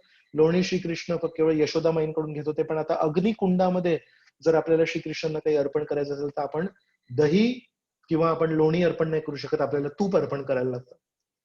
तर तसंच जेव्हा आपण दह्याला मंथन करू तेव्हा त्याच्यातून लोणी येईल. तर जेव्हा विविध भक्त अमुक अमुक श्लोकावर किंवा अमुक अमुक कथेवर जेव्हा मंथन करतात, जेव्हा चर्चा करतात, तेव्हा त्याच्यातून लोण्यासारखे छान छान बिंदू बाहेर येतात, छान छान विचार, छान छान शिकवणी बाहेर येतात. आणि त्या शिकवणीला जे भक्त आपल्या जीवनामध्ये उतरवण्याचा प्रयत्न करतात त्यांना कष्ट होतात, त्यांना त्रास होतो. कारण भागवतामध्ये जे तत्वज्ञान दिलंय, गीतेमध्ये जे तत्वज्ञान दिलंय, हे सोपं नाहीये जीवनामध्ये उतरवण्यासाठी. तर त्याला म्हणू आपण लोण्याला आपण उष्णता देतोय. लोणी प्राप्त झालंय चर्चेतून, मंथनातून लोणी प्राप्त झालंय, पण त्या लोण्याला जेव्हा गरम करू तेव्हा त्याचं रूपांतर तुपात होईल. तसंच ज्या छान छान विचारांचा जन्म, ज्या लोण्याचा जन्म भागवत किंवा गीतेवर चर्चा करताना निर्माण होतो, त्या लोण्याला जेव्हा आपण आपल्या आयुष्यामध्ये उतरवण्याचा प्रयत्न करू, तर त्याला ती उष्णता मिळेल. कठीण आहे या तत्वानुसार जीवन जगणं. पण जेव्हा आपण गुरूंच्या प्रसन्नतेसाठी, श्रीकृष्णांच्या प्रसन्नतेसाठी तशा प्रकारचं जीवन प्रभुपादांनी त्यांच्या पुस्तकामध्ये जे लिहिलंय, आपल्या गुरूंनी त्यांच्या प्रवचनांमध्ये जे सांगितलंय, तशा प्रकारचं साक्षात्कार जेव्हा आपण आपल्या जीवनामध्ये उतरवण्याचा प्रयत्न करू, तेव्हा त्या लोण्याचं रूपांतर तुपात होतं. आणि ते पौष्टिक, शुद्ध, गोड, चविष्ट तूप आपण श्रीकृष्णांना अर्पण करू शकतो. आज जेव्हा आपण आपलं जीवन, आपले विचार, आपली बुद्धी, आपले कर्म श्रीकृष्णांना अर्पण करायला जातो, कुठेतरी श्रीकृष्ण त्याला स्वीकार करतात, कारण ते प्रामाणिकपणा बघतात. पण आपल्यालाही माहिती आहे की आपले विचार गोड नाहीयेत, आपल्या क्रिया गोड नाहीयेत, आपले कर्म गोड नाहीयेत, आपले विचार गोड नाहीयेत. तर ठीक आहे, कारल्याची भाजी पण कधी कधी श्रीकृष्ण खातात, जर त्याच्यावर तुळशी पत्र असेल तर. पण आपल्याला ते योग्य नाही वाटत की रोज रोज रोज श्रीकृष्णांना आपण कडू काहीतरी पदार्थ खाऊ देऊ. तर कुठेतरी आपण स्वतःला पण परिवर्तित केलं पाहिजे आणि स्वतःमध्ये पण गोडवा निर्माण केला पाहिजे. म्हणून चर्चा करणं खूप महत्वाचं आहे. आणि चर्चा केल्यावर जे काही तत्व बाहेर येतात, जे काही चांगले साक्षात्कार बाहेर येतात, तेव्हा त्या साक्षात्कारांना आपण आपल्या जीवनामध्ये उतरवण्याचा प्रयत्न केला पाहिजे, जेणेकरून त्या दह्याचं लोणी होतं, लोण्याचं तूप होतं आणि ते तूप आपण श्रीकृष्णांना अर्पण करू शकतो. श्रीकृष्णांनी आपल्याला गीतेमध्ये, भागवतामध्ये अनेक गोष्टी दिल्या आहेत. पण ते वाचन करू शकतो आपण, ते समजण्यासाठी आपल्याला वैष्णव पाहिजेत. इतिहास आहे ना, इतिहास आपण घरी बसून वाचू शकतो. भूगोलशास्त्र आपण घरी बसून एकटे वाचू शकतो. रसायनशास्त्र आपण एकटे घरून वाचू शकतो. बायोलॉजी, जीवशास्त्र आपण एकटे बसून घरी वाचू शकतो. पण तुम्ही जर भगवंतांचं शास्त्र एकटं वाचायला घेतलं, तर तुम्हाला फक्त शब्द वाचता येतील, पण त्या शब्दांमागे जो सिद्धांत आहे, तो सिद्धांत नाही वाचता येणार. गीतेतले सिद्धांत, भागवतातले सिद्धांत समजण्यासाठी भक्तांची गरज लागते. म्हणून भक्तांनी एकत्र येऊन चर्चा स्वरूपामध्ये गीता आणि भागवत वाचायला पाहिजे. तेव्हा त्याच्यातून मंथन होतं, तेव्हा त्याच्यातून लोणी येतं, त्या लोण्याचं तूप होतं आणि तूप आपण श्रीकृष्णांना अर्पण करू शकतो. म्हणून चिंतन हे खूप महत्वाचं आहे. या श्लोकाचा आपल्या दैनंदिन जीवनामध्ये काय अर्थ आहे याच्यावर मनन करणं गरजेचं आहे. एक भक्त त्यांचा दृष्टिकोन मांडतील, दुसरे भक्त त्यांचा दृष्टिकोन मांडतील. अशा प्रकारे आपण गीतेला खोल समजू शकतो, अशा प्रकारे आपण भागवताला खोल समजू शकतो. एकदा एक व्यक्ती मला म्हणाले, मी भगवंतांना प्रश्न विचारला, भगवंत, मी माझ्या जीवनाला कसं हाताळू, माझ्या जीवनामध्ये अनेक संघर्ष आहे, माझ्या जीवनामध्ये अनेक प्रश्न आहेत, त्याला मी कसं हाताळू. तेव्हा भगवंतांनी मला सांगितलं, मी तर तुला बरंच काही सांगितलंय, पण तुला ते लक्षात येत नाहीये. तुझ्या आजूबाजूला भोवताली ज्या काही गोष्टी आहेत त्यांना विचार, त्या गोष्टी तुला सांगू शकतात. मग हे व्यक्ती म्हणतात, मी माझ्या घराच्या छप्पराला विचारलं की तू मला काही शिकवू शकतोस का. तेव्हा माझ्या घरातल्या छप्पराने मला सांगितलं, जीवनात नेहमी उच्च ध्येय ठेवायला पाहिजे. मग मी माझ्या छप्पराकडून हे शिकलो. त्याच्यानंतर मी घरातला जो पंखा होता त्याला विचारलं की तू मला काही शिकवू शकतोस का. तर त्याने मला शिकवलं, जेव्हा गरमी होते तेव्हा थोडं फिरायचं, थोडं गारवा येतो. जेव्हा कधी कधी आपण वादविवादाच्या परिस्थितीमध्ये फसतो आणि तेव्हा गरमी, उष्णता वाढते, तेव्हा थोडस असं आपण फिरून यायला पाहिजे. विदूर, जेव्हा त्यांना दुर्योधनाने अपमानित केलं तेव्हा विदूर म्हणाले, मी थोडं तीर्थस्थानी जाऊन येतो. त्यांनी भांडणं नाही केली, थोडे गेले तीर्थस्थानी, गेले श्रीकृष्णांची सेवा केली. पुन्हा जेव्हा डोकं थंड झालं तेव्हा पुन्हा एकदा आले धृतराष्ट्राची मदत करण्यासाठी. जेव्हा मी घड्याळाला विचारलं की तू मला काही शिकवू शकतोस का, तेव्हा घड्याळाने उत्तर दिलं, वेळेचे महत्व समजा. एक एक क्षण, एक एक महिना, एक एक वर्ष खूप महत्वाचं आहे. बघता बघता जन्माष्टमी झाली. आपण आपल्या मंदिरामध्ये गौर पौर्णिमा उत्सव साजरा केला होता. 4 दिवसांची कथा ठेवली होती. गौर पौर्णिमेपासून जन्माष्टमी येता येता अर्ध वर्ष निघून जातं. पण आली जन्माष्टमी झाली. पण या गौर पौर्णिमेपासून या जन्माष्टमीपर्यंत मधला जो काळ होता, संचारबंदीचा काळ होता, त्याच्यामध्ये 4 की 5 महिने गेलेत आपले. आपल्याला ते लक्षात नाही आलं. ऑगस्ट 9 तारखेला काहीतरी गौर पौर्णिमा होती, सॉरी, मार्च 9 तारखेला जन्माष्टमी होती. 7, 8, 9, 10 असे आपण कार्यक्रम ठेवले होते. आणि तेव्हापासून आता 12 ऑगस्ट ची जन्माष्टमी झाली, गेला अर्ध वर्ष. तर म्हणून आपल्याला घड्याळ सांगते की वेळेचं महत्व समजा. मी दिनदर्शिकेला विचारलं की माझ्यासाठी काही शिकण्यासाठी आहे का? दिनदर्शिकेने सांगितलं की योग्य वेळी जीवनाचं पान उलटण्यासाठी शिका. दिनदर्शिका 1 महिना दाखवते आणि त्याच्यानंतर आपल्याला ते पान उलटायला लागतं, पुढच्या महिन्यात जायला लागतं. कधी-कधी आपल्या आयुष्याची दिनदर्शिका आपण त्या एकाच पानावर गेले 60 वर्ष ठेवलीये. तर आपल्याला पण आपल्या आयुष्याच्या, स्वतःच्या वैयक्तिक आयुष्याच्या दिनदर्शिकेचे पानं वारंवार आपल्याला उलटवण्यासाठी महत्वाचं आहे. झालं, तो महिना संपला, तो काळ संपला. आता पुढच्या काळामध्ये आपण प्रवेश केला पाहिजे. मी माझ्या पाकिटाला विचारलं, "पाकिटा, तुला मला काही शिकवायचंय का?" तेव्हा पाकिटाने मला सांगितलं, की उद्यासाठी आजपासून बचत करून ठेवणे महत्वाचे आहे. जेव्हा वाईट परिस्थिती येते तेव्हा कोणी मदत करत नाही, तर आजपासूनच आपण बचत केली पाहिजे. मी आरशाला विचारलं, "आरशा, मला शिकण्यासाठी काही आहे का?" तेव्हा आरशाने मला सांगितलं, "स्वनिरीक्षण करण्यापासून कधीही दूर जाऊ नका." रोज सकाळी आरशाने मला शिकवलं की स्वनिरीक्षण करायला पाहिजे. माझ्यामध्ये काही बदल घडला आहे का? माझ्यामध्ये काही चांगला बदल घडला आहे का?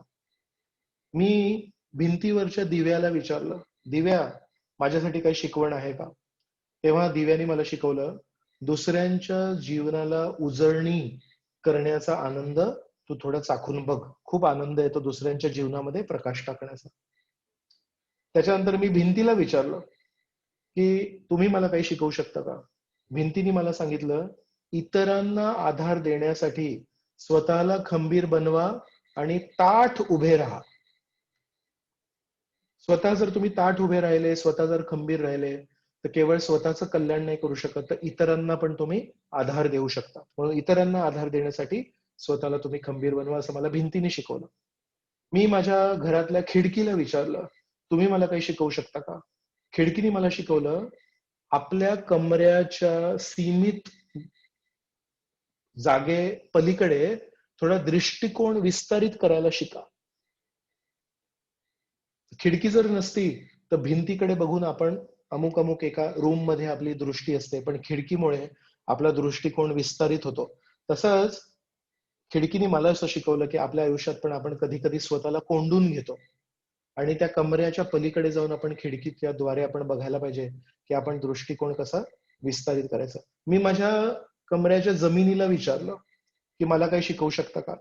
तेव्हा जमिनीने सांगितलं, उंच इमारतीसाठी आधी पाया मजबूत बनवायला पाहिजे. मला भिंतीने अमुक गोष्ट सांगितली, खिडकीने सांगितली, जमिनीने सांगितलं की तुम्हाला पण जीवनामध्ये खूप उंच व्हायचं असेल तर आधी तुमचा पाया खूप मजबूत पाहिजे. मी माझ्या घरातल्या पायऱ्यांना विचारलं की तुम्ही मला काही शिकवू शकता का? पायऱ्यांनी मला सांगितलं, प्रत्येक पाऊल महत्वाचे आहे. पहिले पाऊल पण तेवढेच महत्वाचे आहे आणि शेवटचे पाऊल पण तेवढेच महत्वाचे. कुठलंही पाऊल कमी महत्वाचं नाही. आणि अशा प्रकारे माझ्या घरातल्या साधारण साधारण वस्तूंनी मला जेव्हा शिकवलं, तेव्हा मी परमेश्वराला माझे आभार व्यक्त केले. तर एक संस्कृतामध्ये सुभाषित आहे, चिंतायाश्च चिंतायाश्च बिंदू मात्रम विशिष्यते. चिंतायाश्च चितायाश्च बिंदू मात्रम विशिष्यते. चिंता आणि चिता या दोन शब्दामध्ये एक बिंदू, एक फक्त बिंदूचा अंतर आहे. काय बरं असं म्हणतात, चिता दहती निर्जीवम, चिंता दहती जीवनम. जे निर्जीव व्यक्ती आहेत त्यांना चिता जाळते आणि चिंता जे जिवंत आहेत त्यांना जाळते. म्हणून चिंता करू नका, पण चिंतन करायला शिका. या श्लोकामध्ये भगवंत काय शिकवतात? भगवंतांनी दामोदर लीला केली त्याच्यातून आपल्याला काय शिकवतात? भगवंतांनी गोवर्धन लीला केली त्याच्यातून आपल्याला काय शिकवतात? तर भगवंतांची जी लीला आहे त्या केवळ गोष्टी नाही आहेत. भगवंतांच्या लीलामधून आपल्याला अनेक अनेक शिकवणी मिळतात ज्या खूप महत्वाच्या चिंतन करण्यासाठी. तर चिता जर नको असेल तर आपल्याला चिंतन करायला लागेल आणि चिंता टाळायला लागेल.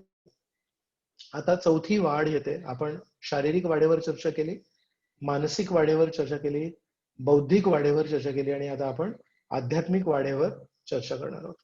12वीत जेव्हा मी कॉलेजमध्ये होतो तेव्हा एक भौतिक शास्त्राचा एक एक्सपेरिमेंट होती, प्रयोग होता, ज्याच्यामध्ये एक धातूची पट्टी होती आणि त्याला आम्हाला तापवायचं होतं आणि तापल्यानंतर त्याचा जी लांबी आहे ती वाढते. तर त्याचे काही गुणधर्म आहेत जे आमच्या पुस्तकात लिहिले होते.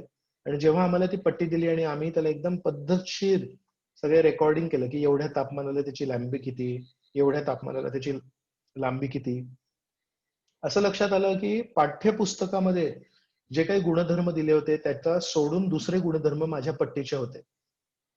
आणि मी इतर लोकांना जेव्हा विचारलं तेव्हा इतर लोक म्हणाले नाही, पाठ्यपुस्तकामध्ये जे काही दिलंय तेच आम्हाला येत आहे. म्हटलं अरे आम्ही 20 एक लोक ते प्रयोग करत होतो, 19 लोकांना बरोबर पाठ्यपुस्तकामध्ये जे काही येतंय तसंच येत होतं, आणि मला आणि माझ्या मित्राला आम्ही दोघं मिळून करत होतो, आम्हाला वेगळं कसं काही येत होतं. आम्ही थोडं गप्प बसलो, आम्हाला वाटलं आम्हीच कुठे चुकतोय की काय. आम्ही दुसऱ्यांदा तोच प्रयोग केला, पुन्हा एकदा आम्हाला वेगळं आलं. तेव्हापर्यंत या सर्व मुलांनी तो पेपरवर तो ग्राफ काढला, असा बरोबर त्याचं जसं पाठ्यपुस्तकात दिलं होतं तसं केलं, सबमिट केलं आणि घरी गेले. मग नंतर टीचर येऊन आम्हाला विचारतात तुम्ही दोघंच कसे काय उरले.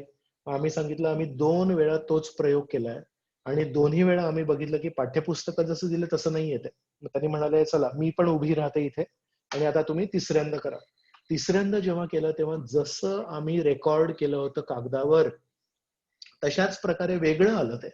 मग तेव्हा आमचे टीचर म्हणाले असं वाटतंय की तुम्ही एकट्यांनी प्रामाणिकपणे ही पूर्ण प्रयोग केलाय आणि प्रामाणिकपणे तुम्ही सांगताय की पाठ्यपुस्तकामध्ये जे दिलंय त्याच्यापासून हे वेगळं आहे. मग लक्षात आलं की 19 मुलांनी विज्ञानाच्या प्रयोगशाळेमध्ये जेव्हा अशी शपथ घेतली होती की मी खरं जे आहे तेच लिहीन, पण त्यांनी त्यांचे जे रिझल्ट होते त्या ज्या काही त्यांनी नोट केलं होतं ते सगळं त्यांनी मॅन्युप्युलेट केलं होतं. त्यांनी खोटं खोटं लिहिलं होतं. जे वास्तविक त्यांच्या दृष्टीस पडत होतं ते नव्हतं लिहिलं, पण पाठ्यपुस्तकात जे काही लिहिलंय ते लिहिलं होतं. अशा प्रकारे त्या दिवशी मला लक्षात आलं की टीचरनी आम्हाला मार्क दिले कारण आम्ही त्यांना ते 3 वेळा करून दाखवलं. पण टीचरनी ज्या 19 लोकांनी त्यांच्या रीडिंग्सला फेरबदल केला होता आणि खोटं खोटं लिहिलं होतं मार्क कमवण्यासाठी, त्यांचे मार्क नाही कापले. त्या दिवशी मला एक खूप मोठा धडा मिळाला की विज्ञानामध्ये पण बरेच वेळा जे लोक आहेत ते त्यांना अमुक अमुक काही अवॉर्ड मिळवायचा असेल किंवा त्यांना समाजामध्ये मान्यता प्राप्त करायची असेल तर अनेक वेळा रीडिंग्सला ते मॅन्युप्युलेट करतात. तर जर मोठे मोठे सुशिक्षित लोक असं करू शकतात तर विचार करा साधारण लोकांकडून काय अपेक्षा आहे. म्हणून आजच्या काळामध्ये प्रामाणिकपणा जे आहे तसं नोट करणं आणि सांगणं याला खूप महत्व आहे. आणि ही एकच गोष्ट आता धर्माची कलियुगामध्ये अजूनही शाबूत आहे की सत्य. सत्याचे 4 खांब आहेत, सत्याचे 4 पाय आहेत. तपस्या, शौच, दया आणि सत्य. त्याच्यामुळे कलियुगामध्ये शौच, साफ सुथरेपणा, दया आणि तपस्या हे तिन्ही गुण नष्ट झालेले आहेत. आता एका पायावर धर्म उभा आहे कलियुगामध्ये, ते म्हणजे सत्य. म्हणून आज आपण बघतो की 5000 वर्ष झालेत केवळ सत्य कलियुगाला सुरू होऊन, पण आजही सत्य कुठे कुठे कापल्या जातोय. खोटारडेपणा किती वाढलाय. आणि म्हणून आपल्या जीवनाला जर आपल्याला शुद्ध करायचं असेल तर सगळ्यात पहिले आपल्याला अशा भक्तांचा संघ शोधायला लागेल जे पण प्रामाणिकपणे आपली भक्ती करतायत. जर ते खोटारडेपणाने आपली भक्ती करत असतील, जर दाखवण्यासाठी आपली भक्ती करत असतील, अशा भक्तांचा संघ आपल्याला मदत करणार नाही. आपल्याला प्रामाणिक भक्तांचा संघ शोधायला लागेल. म्हणून म्हणतात की वैष्णव लोक जे आहेत त्यांचा संघ किती दुर्मिळ आहे. मोठे मोठे कोणी शिक्षक असतील, मोठे मोठे कोणी वेगवेगळ्या व्यवसायामध्ये लोक असतील जे समाजामध्ये खूप प्रतिष्ठित असतील, पण जर ते खोटारडेपणाने आपलं जीवन जगत असतील तर ते आपल्याला आध्यात्मिक क्रियांमध्ये, आध्यात्मिक जीवनामध्ये आपल्याला ते मदत नाही करू शकत. आध्यात्मिक जीवनामध्ये आपल्याला प्रामाणिक वैष्णवांची गरज आहे. म्हणून म्हणतात तुलयाम लवेनापि न स्वर्गम न पुनर्भवम भगवत संगी संगस्य मर्त्यानाम किमुताशिष. एका श्लोकामध्ये भागवतामध्ये म्हटलंय की मर्त्यानाम किम उत आशिष. एका मर्त्य लोक पृथ्वी तळावर जो व्यक्ती मृत्यू त्याचा अटळ आहे अशा व्यक्तीसाठी सगळ्यात मोठा आशीर्वाद काय आहे तर म्हणतात भगवत संगी संगस्य. ज्यांनी भगवंतांचा संघ केलाय, विष्णूंचा संघ केलाय त्याला म्हणतात वैष्णव. अशा प्रामाणिक वैष्णवांचा संघ ज्याला प्राप्त होतो त्याच्यापेक्षा जास्ती भाग्यवान कोण व्यक्ती आहे. म्हणून जरी आपल्याकडे पैसे कमी असतील तरी चालेल, जरी आपल्याकडे नोकरी थोडी वर खाली असेल तरी चालेल, पण जर आपल्याला वैष्णवांचा संघ जर प्राप्त झाला असेल तर हे आयुष्य आपलं शेवटचं होऊ शकतं. यानंतर आपण वैकुंठला गाठू शकतो वैष्णवांच्या संघाच्या आधारावर, वैष्णवांच्या सेवेच्या आधारावर, भगवंतांच्या श्रवणाच्या आधारावर. तर ह्या ज्या गोष्टी आहेत, हे किती महत्वाच्या आहेत. प्रभुपाद एका ठिकाणी एका तात्पर्यामध्ये एक उदाहरण देतात की एक श्रीमंत व्यक्ती आहेत, पण त्यांनी असं ठरवलंय की मला एका भिकाऱ्यासारखं राहायचंय, मला एका कंजूस व्यक्तीसाठी सारखं राहायचंय. तर त्यांच्याकडे पैसे भरपूर आहेत, पण ते पैसे ते वापरत नाहीत, त्यांनी तिजोरीमध्ये बंद करून ठेवलेत. त्यांचं जर राहणीमान बघितलं तुम्ही, तर ते एका गरीब भिकाऱ्यासारखेच राहतात. खायला नाही, कपडे नाही, राहण्यासाठी योग्य जागा नाही. तर जरी कोणी म्हणेल की ऍक्च्युली ना हे लखपती आहेत, हे करोडपती आहेत, हे खूप श्रीमंत आहेत, पण त्यांचं राहणीमान एका भिकाऱ्यासारखं असतं. तसंच प्रभुपाद म्हणतात, आपण सर्व जीवात्मे हे भगवंतांचे मुलं आहोत आणि त्या हिशोबाने आपण खूप श्रीमंत आहोत, पण आपण आपलं नातं भगवंतांशी विसरलो आहोत. जसं तो श्रीमंत व्यक्ती आपलं पैसे त्याने दाबून ठेवले तिजोरीमध्ये आणि एका गरीब भिकाऱ्यासारखा राहतोय, तसं म्हणतात जरी आपण परमेश्वराचे भक्त आहोत, परमेश्वराची मुलं आहोत, तरी पण आपण ते नातं विसरलोय आणि ते नातं विसरून आपण एका गरीब भिकाऱ्यासारखं राहतोय. वैष्णव लोक काय करतात? वैष्णव लोक आपल्याला येऊन आठवण करून देतात, तुमच्या माहितीये बँकेमध्ये किती पैसे आहेत? आपण म्हणतो बँक आहे का आमची? मला तर माहिती नाही. म्हणजे नाही, लहानपणी तुमच्या आजोबांनी तुमच्यासाठी खूप मोठं धन ठेवलंय आणि ते या बँकेच्या या अकाउंट मध्ये ठेवलंय, तुमच्या नावाने ते पैसे ठेवले. मग आता काय करायचं? म्हणतात या बँकेचा हा पत्ता आहे, तिथे जा, या माणसाला भेटा, त्याला तुमचं नाव सांगा आणि त्याला सांगा की लहानपणी तुमचा तो बँकेचा जो पासबुक आहे तो खेळाखेळामध्ये हरवलाय आणि ते पैसे अजूनही त्या बँकेमध्ये तुमच्या नावाने आहेत.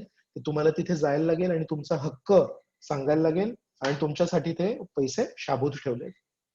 पण जर आपल्याला माहितीच नाही की आपल्या आजोबांनी, आपल्या पूर्वजांनी या बँकेमध्ये आपल्यासाठी पैसे ठेवलेत किंवा कुठल्या तरी एका गावामध्ये आपल्या नावाची 100 एकर जमीन ठेवली, आपल्याला नाही माहिती. केवळ ते ज्ञान आपल्याला जर माहिती नसेल तर आपण एका गरीबासारखं जगू, कारण आपल्याला ज्ञान नाहीये. पण एखाद्या कुठल्या मित्राने येऊन जर आपल्याला सांगितलं तुझे आजोबा त्या गावी राहत होते, त्यांनी तुझ्यासाठी 100 एकर जमीन ठेवली आहे, त्या केवळ माहितीनी आपल्याला ते धन प्राप्त होतं.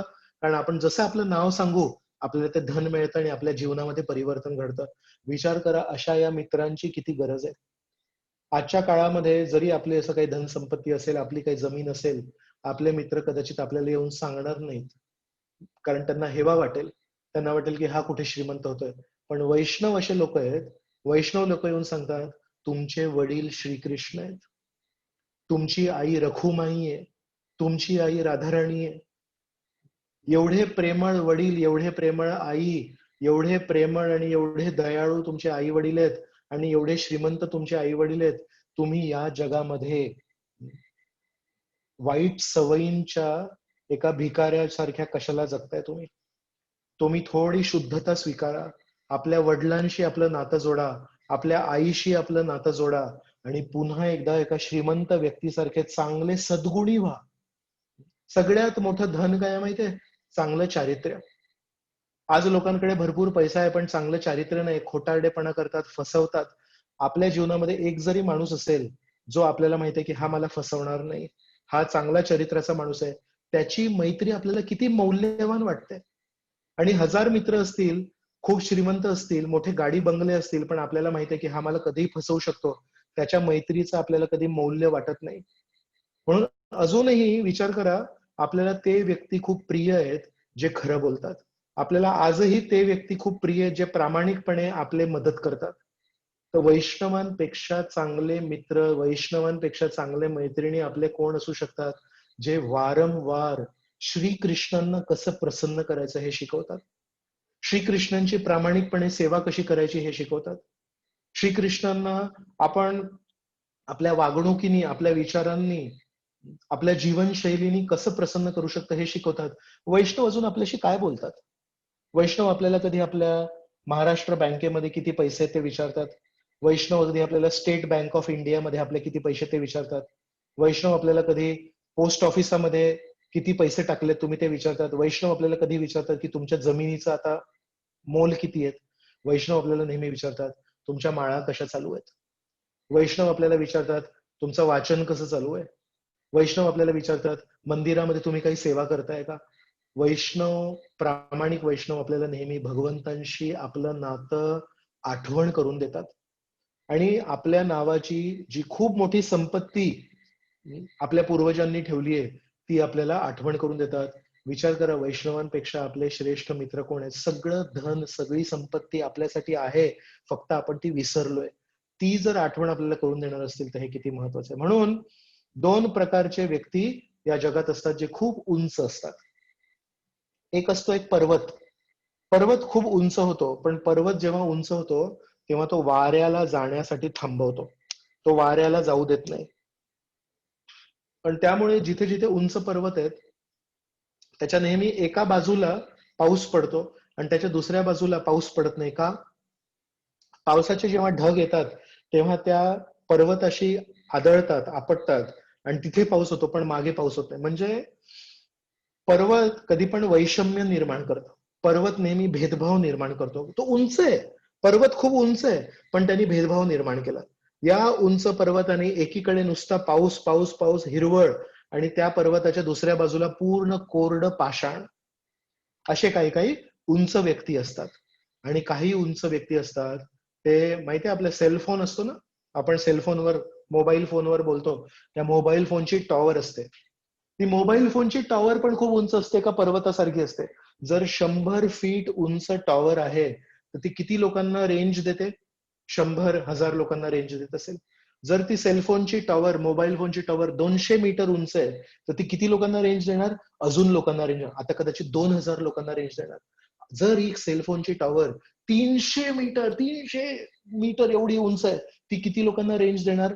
कदाचित 10,000 लोकांना गावोगावी दूरपर्यंत कुठेतरी रेंज देणार. याचा अर्थ पर्वत पण उंच आहे आणि मोबाईल फोनची टॉवर पण खूप उंच आहे. पर्वत जेवढं उंच आहे तेवढं तो वैषम्य निर्माण करतो. पर्वत जेवढं उंच आहे तेवढा तो भेदभाव निर्माण करतो. इथे हिरवळ, इथे कोरडं. आणि सेलफोनची टॉवर, मोबाईल फोनची टॉवर जेवढी उंच आहे तेवढी ती एकमेकांना, लोकांना जोडते, एकमेकांचे संबंध प्रस्थापित करते. म्हणून सेलफोन ची टॉवर जेवढी उंच असते ती स्वतः पण तेवढ्या लोकांना कनेक्ट करते आणि लोकांना एकमेकांशी कनेक्ट होण्यासाठी मदत करते. आणि पर्वत जेवढा उंच होतो तेवढा तो लोकांना एकमेकांशी संबंध जोडण्यापासून थांबवतो. तर अनेक अनेक लोक खूप मोठे होतात या जगामध्ये. काही लोक एका मोबाईल फोनच्या टॉवर सारखे उंच होतात आणि काही लोक उंच होतात एका पर्वतासारखे. आपण कमीत कमी आज ही प्रार्थना करायला पाहिजे, हे जगन्नाथ बलदेव सुभद्रा, 3 दिवसांनी आपण राधाष्टमी साजरा करणार आहोत बुधवारी. त्या दिवशी आपण राधाराणींना पण प्रार्थना करायला पाहिजे. आम्हाला उंच बनायचंय, खूप उंच बनायचंय, खूप श्रेष्ठ बनायचंय, खूप मोठा माणूस बनायचंय. का बनायचंय. कारण जशी ती सेलफोन टॉवर उंच उंच होते, आधी 1000 लोकांना त्यांनी एकमेकांशी जोडलं, नंतर त्यांनी 2000 लोकांना एकमेकांशी जोडलं, नंतर 10,000 लोकांना एकमेकांशी जोडलं. मला पण माझ्या जीवनामध्ये खूप उंच व्हायचंय, जेणेकरून मी वाऱ्याचा प्रवाह कधी थांबवणार नाही आणि जेवढा उंच होणार तेवढ्या अधिकाधिक लोकांना एकमेकांशी संबंध जोडण्यासाठी मी मदत करीन, परमेश्वराशी संबंध जोडण्यासाठी मी मदत करीन. मला पर्वतासारखं उंच नाही बनायचंय की या लोकांशी बोलण्यासाठी मी संधीच देणार नाही आणि पाऊस केवळ एकाकडेच होईल आणि पाऊस दुसरीकडे होणार नाही. तर म्हणून वैष्णव लोक कधीही प्रार्थना नाही करत की मला नेहमी लहान राहू द्या. वैष्णव लोक कधीही नाही प्रार्थना करत की मला नेहमी एक साधारण राहू द्या. वैष्णव म्हणतात मला साधारण राहू द्या किंवा मला असाधारण राहू द्या, मला उंच राहू द्या की मला ठेंगणं राहू द्या, पण मला एक गोष्ट राहू द्या, मला कधी वैषम्य नका करू देऊ, मला लोकांमध्ये कधी भेदभाव नका करू देऊ. मला सगळ्या लोकांना परमेश्वराशी संबंध जोडण्यासाठी आणि लोकांना एकमेकांशी संबंध जोडण्यासाठी, मदत करण्यासाठी तुम्ही मला शक्ती द्या. याला म्हणतात आध्यात्मिक वाढ. तर आध्यात्मिक वाढीमध्ये वैष्णव लोकांचे 2च गुण आहेत. एक म्हणजे ते प्रत्येकाकडे जातात आणि सांगतात तुमच्या आई वडिलांशी तुम्ही नातं विसरले आहात, तुम्ही आई वडिलांशी नातं जोडा, श्रीकृष्णांशी तुम्ही नातं जोडा. आणि म्हणतात कारण तुम्ही पण श्रीकृष्णांची मुलं आहात, तुम्ही पण श्रीकृष्णांचे मुलं आहात, आपण पण सगळे श्रीकृष्णांचे मुलं आहोत, आपण सगळे मिळून एकाच आई वडिलांची संबंध जोडूया आणि त्यांची छानपणे सेवा करूया. अशा प्रकारे आज आपण चर्चेमध्ये 4 प्रकारच्या वाढीवर चर्चा केली. शारीरिक वाढ ही स्वयंचलित होती. मानसिक वाढ ही स्वयंचलित नव्हती. त्यासाठी आपण उदाहरण बघितलं. शारीरिक वाढीचं उदाहरण होतं ओलं सिमेंट आणि कोरडं सिमेंट. मानसिक वाढीसाठी आपण उदाहरण बघितलं दुधाचं परिवर्तन दह्यामध्ये. त्यासाठी काही काही तत्व आहेत ते आपण जर सांभाळले तर छान दूध छान दह्यामध्ये परिवर्तित होतं. नंतर आपण बौद्धिक वाढीवर मनन केलं. ती होते चिंतनामुळे, चिंतेमुळे नाही होत. आणि त्याचे आपण विविध पैलू बघितले आणि शेवटी आपण बघितलं की आध्यात्मिक वाढ पण खूप गरजेची आहे. तर शारीरिक वाढ खाण्यामुळे होते, मानसिक वाढ प्रोत्साहनामुळे होते, बौद्धिक वाढ चिंतनामुळे होते आणि आध्यात्मिक वाढ होते आपल्या शुद्धतेमुळे. जेवढे आपण शुद्ध राहू, जेवढे आपण परमेश्वराच्या कृपा स्वीकार करू. जर आपण शुद्ध नसलो तर भगवंतांची कृपा एका उलट्या ग्लासवर पाणी पडण्यासारखं आहे. एक खूप मोठा झरा आहे आणि त्या झऱ्यामध्ये नुसतं पाणी वाहतंय, पण तिथे जर तुम्ही एक ग्लास उलटा जर ठेवला तर त्या ग्लासमध्ये एक थेंब पाणी नाही पडत त्या झऱ्यामधलं. तोच तो ग्लास जर असं सरळ ठेवला तर त्याच्यामध्ये एका सेकंदामध्ये पूर्ण ग्लास भरून तुम्हाला पाणी मिळेल. तर म्हणून कृपेची नदी वाहते, कृपेचा झरा वाहतोय. श्रील प्रभुपादांनी नित्यानंद प्रभूंच्या कृपेचा झरा वाहतोय, अमृताचा झरा वाहतोय. पण त्या अमृताच्या झऱ्यामध्ये जर आपल्याला ग्लास ठेवायचा असेल तर तो ग्लास उभा ठेवायचा की असा उलटा ठेवायचा हे आपल्याला ठरवायला लागेल. तर अनेक वेळा लहान लहान गोष्टी आपण नीट ऐकत नाही, आपण शिकत नाही आणि त्यामुळे वर्षानुवर्ष कधी कधी आपला ग्लास उलटा असतो आणि अमृताच्या प्रवाहामध्ये आपला ग्लास कोरडा राहतो. जर आपण प्रामाणिकपणे भगवंतांची कृपा प्राप्त करण्यासाठी प्रयत्न केला तर नक्कीच श्रील प्रभुपाद आपल्याला कृपा देतील. आणि येणाऱ्या राधाअष्टमीच्या उत्सवावर आपण श्रीमती राधाराणींनाही प्रार्थना करू शकता. तुम्ही खूप कृपाळू आहात, तुम्ही खूप दयाळू आहात. अधम पतित लोकांना पण तुम्ही कृपा दिली आहे. केवळ आम्हाला ही सद्बुद्धी द्या की आम्ही योग्य प्रकारे तुमची कृपा प्राप्त करू. आम्ही कधी असं नाही वागायला पाहिजे की तुमची कृपा नाकारली पाहिजे. अशा या 2 शब्दांनी आपण इथे आजची चर्चा समाप्त करूया. आणि जर कोणाला काही प्रश्न असतील किंवा कोणाला काही 2 शब्द बोलायचे असतील तर तुम्ही स्वतःला म्यूट करू शकता आणि बोलू शकता. हरे कृष्ण प्रभूजी. हरे कृष्ण. दंडवत प्रणाम प्रभूजी. मला हे विचारायचं होतं की प्रामाणिक भक्त बनण्यासाठी किंवा आध्यात्मिक वाढ करण्यासाठी नुसतं वैष्णव संघाबरोबर जर वैष्णव सेवा केली तर जसं राधाराणी भक्तांना ऑफर करतात भगवंतांची सेवा, जर आपण वैष्णवांची सेवा केली तर आपली आध्यात्मिक वाढ अजून लवकर होईल. जसं कांचीपूर्णांना वरदराज म्हणतात की तुम्हाला या जन्मात गोलोकधाम मिळणार नाही कारण तुम्ही भक्तांची सेवा केलेली नाही. तर मग आपला मूड कसा असावा की आपण भक्तांची सेवा करू या जन्मामध्ये. जर तुम्ही खरोखर भगवंतांची सेवा करायला गेले तर जसं तुम्ही म्हणताय भगवंतांची सेवा तुम्हाला करायची आहे, पण भगवंतांना काय आवडतं, भगवंतांना काय नाही आवडत, भगवंतांची सेवा कशा प्रकारे आपण अनुकूल करू शकतो, भगवंतांची सेवा आपण कशा प्रकारे प्रतिकूल करू शकतो, हे शिकण्यासाठी परत आपल्याला भक्तांकडे जावंच लागेल. असं आपण म्हणू शकत नाही की मला आता केवळ भगवंतांची नातं करायचंय. जर खरोखर सेवा करायची आहे म्हणजे ज्याला आपल्याला सेवा करायची आहे त्याला प्रसन्न करायचंय, त्याची कला आपल्याला भक्तांकडून शिकायला लागेल.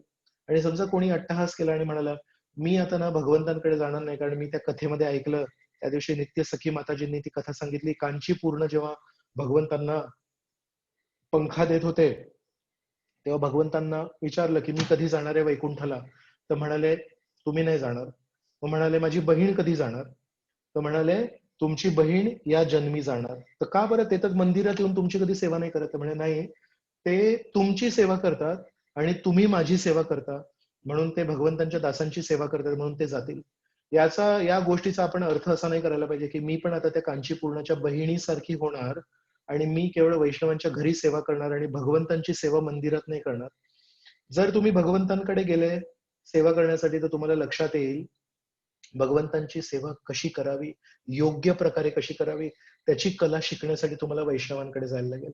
आणि जर तुम्ही खरोखर प्रामाणिक वैष्णवांकडे गेले, प्रामाणिक वैष्णव दिवसभर काय करत असतील, प्रामाणिक वैष्णव दिवसभर सकाळी भगवंतांसाठी काहीतरी हार बनवत असतील, त्यांच्यासाठी काहीतरी भजन गात असतील, त्यांची कथा श्रवण करत असतील, त्यांच्यासाठी काहीतरी पूजा अर्पण करत असतील. म्हणजे तुम्ही विष्णूंकडे जेव्हा जाता तेव्हा वैष्णवांकडे जाणं तुम्हाला भाग पडतं. आणि जेव्हा तुम्ही वैष्णवांकडे जाता तेव्हा बघता की त्यांच्या पूर्ण दिनचर्येमध्ये भगवंतांची साठी काहीतरी सेवा आहे. तर जेव्हा तुम्ही वैष्णवांकडे जाता, जर ते प्रामाणिक वैष्णव असतील तर प्रामाणिक वैष्णव तुम्हाला भगवंतांकडे पाठवतात.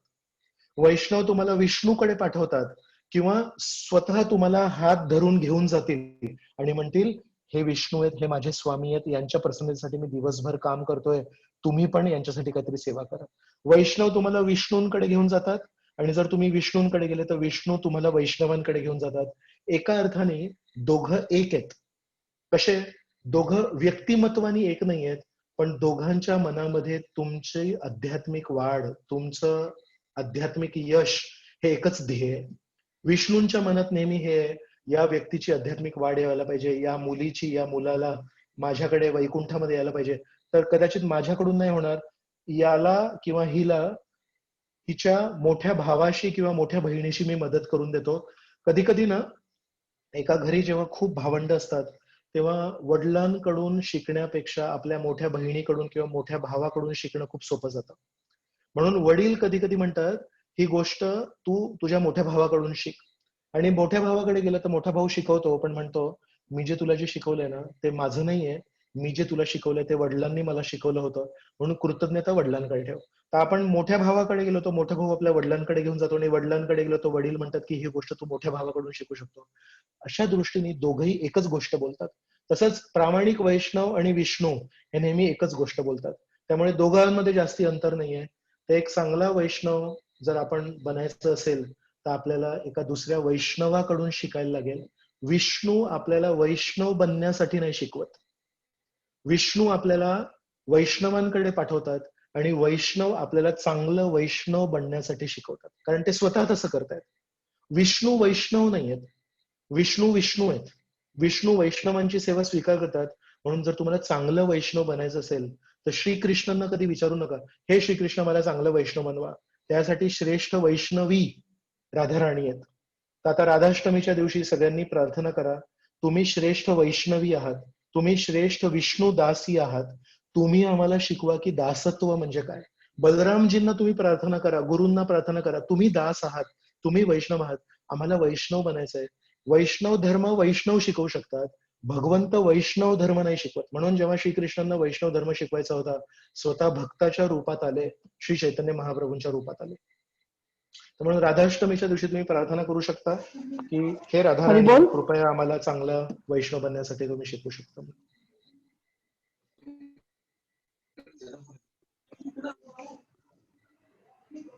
हरिबोल. हा, हरे कृष्ण. थँक्यू प्रॉजी, खूप छान क्लास झाला. प्रश्न नव्हता, पण मला असं ते तुम्ही जे प्रसादाचं जे उदाहरण सांगितलं की ताटामध्ये संस्कार आणि चांगल्या संस्कारांचं महत्व पण कळालं. आणि आय होप की बारामतीमधील सगळे भक्त आम्ही नक्कीच याच्यावरून प्रयत्न करू की ऍटलिस्ट प्रोग्रामच्या दिवशी तरी प्लेटमध्ये will try not to waste the prasad. घरी पण आपण घरी सुद्धा थोडं काळजी घ्यायला पाहिजे. नक्की मंदिरात पण घ्यायला पाहिजे. थँक्यू. चालेल. आपण उग्रसेन प्रभू तुम्हाला बोलायचं आहे? हरे कृष्ण प्रभू, दंडवत प्रणाम. हरे कृष्ण, दंडवत प्रणाम. तुम्ही सवयीबद्दल सांगितली. जर मला लहानपणापासून दान द्यायची सवय नसेल तर भक्तीत आल्यावर सुद्धा ती सवयला तशीच राहणार. त्यासाठी बदल होण्यासाठी काय करावं लागेल? ते आपण दान कुठे देतो माहिती आहे? जिथे आपल्याला दिसतं की आपल्याला दानाचं योग्य प्रयोग होईल, त्याचा योग्य वापर होईल. आपण समजा आई वडिलांची परिस्थिती बघतोय आणि आपण जर बघितलं की आपले आई वडील खूप म्हातारे आहेत, त्यांना मदतीची गरज आहे, स्वाभाविकपणे आपले हात आपल्या खिशात जातात आणि आपण आपल्या आई वडिलांना देतो. समजा आपले कोणी भाऊ असतील, बहिणी असतील, त्यांना गरज आहे, स्वाभाविकपणे आपले हात आपल्या खिशात जातात आणि आपल्या बहिणीला मदत करतो, आपण आपल्या भावाला मदत करतो. कधी कधी असं होतं की मुलं जास्ती शिकत नाहीत आणि मुलांची परिस्थिती जरा कधी खराब असते, तर तेव्हा वडील शेवटच्या क्षणापर्यंत आपल्या मुलांना मदत करतात. तर प्रश्न हा आहे की जर आपल्याला कोणाला मदत करण्यासाठी प्रवृत्त करायचं असेल किंवा त्यांना ती भावना द्यायची असेल तर केवळ त्यांना सांगून चालणार नाही की तुम्ही दान द्या, तुम्ही इथे मदत करा. त्यांना आपल्या परिस्थितीमध्ये असं खरोखर वाटलं पाहिजे की यांना मदतीची गरज आहे. तर साधारण म्हातारे जेव्हा आई वडील होतात तेव्हा मुलांचं कर्तव्य आहे की आई वडिलांना मदत करणे, बरोबर. पण जसं मी सांगितलं, जर मुलं सुशिक्षित नसतील, मुलांची परिस्थिती वाईट असेल, तर कधी कधी वडील म्हातारपणी तरुण मुलाला मदत करतात. कधी कधी आई वडील म्हातारपणी तरुण मुलीला मदत करतात, जर त्या तरुण मुलीची परिस्थिती जर चांगली नसेल तर. याचा अर्थ देण्याची कॅपॅसिटी असते, पण त्यांना तसं ते महत्व कळायला पाहिजे. तशाच प्रकारे जर आपल्याला कोणाला प्रवृत्त करायचं असेल सेवा करण्यासाठी किंवा दान देण्यासाठी किंवा मदत करण्यासाठी, त्या व्यक्तीला आपल्यावर विश्वास पाहिजे की या व्यक्तीच्या जीवनामध्ये मदतीची गरज आहे आणि या व्यक्तीला जर आपण मदत केली, या व्यक्तीला जर आपण दान दिला, तर त्या दानाचा योग्य उपयोग होईल. जेव्हापर्यंत लोकांना हा विश्वास येणार नाही की आम्ही दिलेल्या दानाचा इथे योग्य उपयोग होईल किंवा आम्ही जे दान देतोय याची या ठिकाणी गरज आहे, तेव्हापर्यंत लोक साधारणतः दान देत नाहीत. तर म्हणून आपल्याला लहानपणापासून कदाचित सवय नसेल, पण मी तुम्हाला सांगू शकतो, जेव्हा केव्हा आपण एक कठीण दृश्य बघतो, सगळ्यात कठोर हृदयाचा माणूस ज्याने कधी दान दिलं नसेल, पण तो समजा रस्त्याने चाललाय आणि त्याने एक गाय बघितली आणि त्या गायीला खूप मार लागलाय आणि त्या गायीला खूप इजा झालीय आणि त्या गायीला मदतीची गरज आहे, लगेच आपण 100 रुपये काढतो, तिला काहीतरी गवत खाऊ घालतो, पाणी देतो, काहीतरी मदत करण्याची भावना प्रत्येक व्यक्तीमध्ये आहे. कोणामध्ये कमी आहे, कोणामध्ये जास्ती आहे. फक्त त्याला ते दृश्य दिसलं का, तर ज्या व्यक्तीला ती गाय दिसली ना, तो लगेच मदत करतो. ज्या व्यक्तीला एक म्हातारा माणूस असा उपाशी तापाशी रोडवर असा कोसळलेला दिसला, त्याला तो लगेच 100 रुपये देतो आणि म्हणतो, बाबा कुठल्या तरी छान खानावळीत जाऊन तू नीट जेवण कर. पण ज्या व्यक्तीला तो म्हातारा माणूस दिसलाच नाहीये, त्याच्या खिशातून ते 100 रुपये निघत नाही. म्हणून लोक देतात, लोकांना देण्याची इच्छा पण असते, लोकांना देण्यासाठी एक बहाणा लागतो, पण आपण तशा प्रकारे त्यांना सांगितलं पाहिजे आणि तशा प्रकारे त्यांना आपण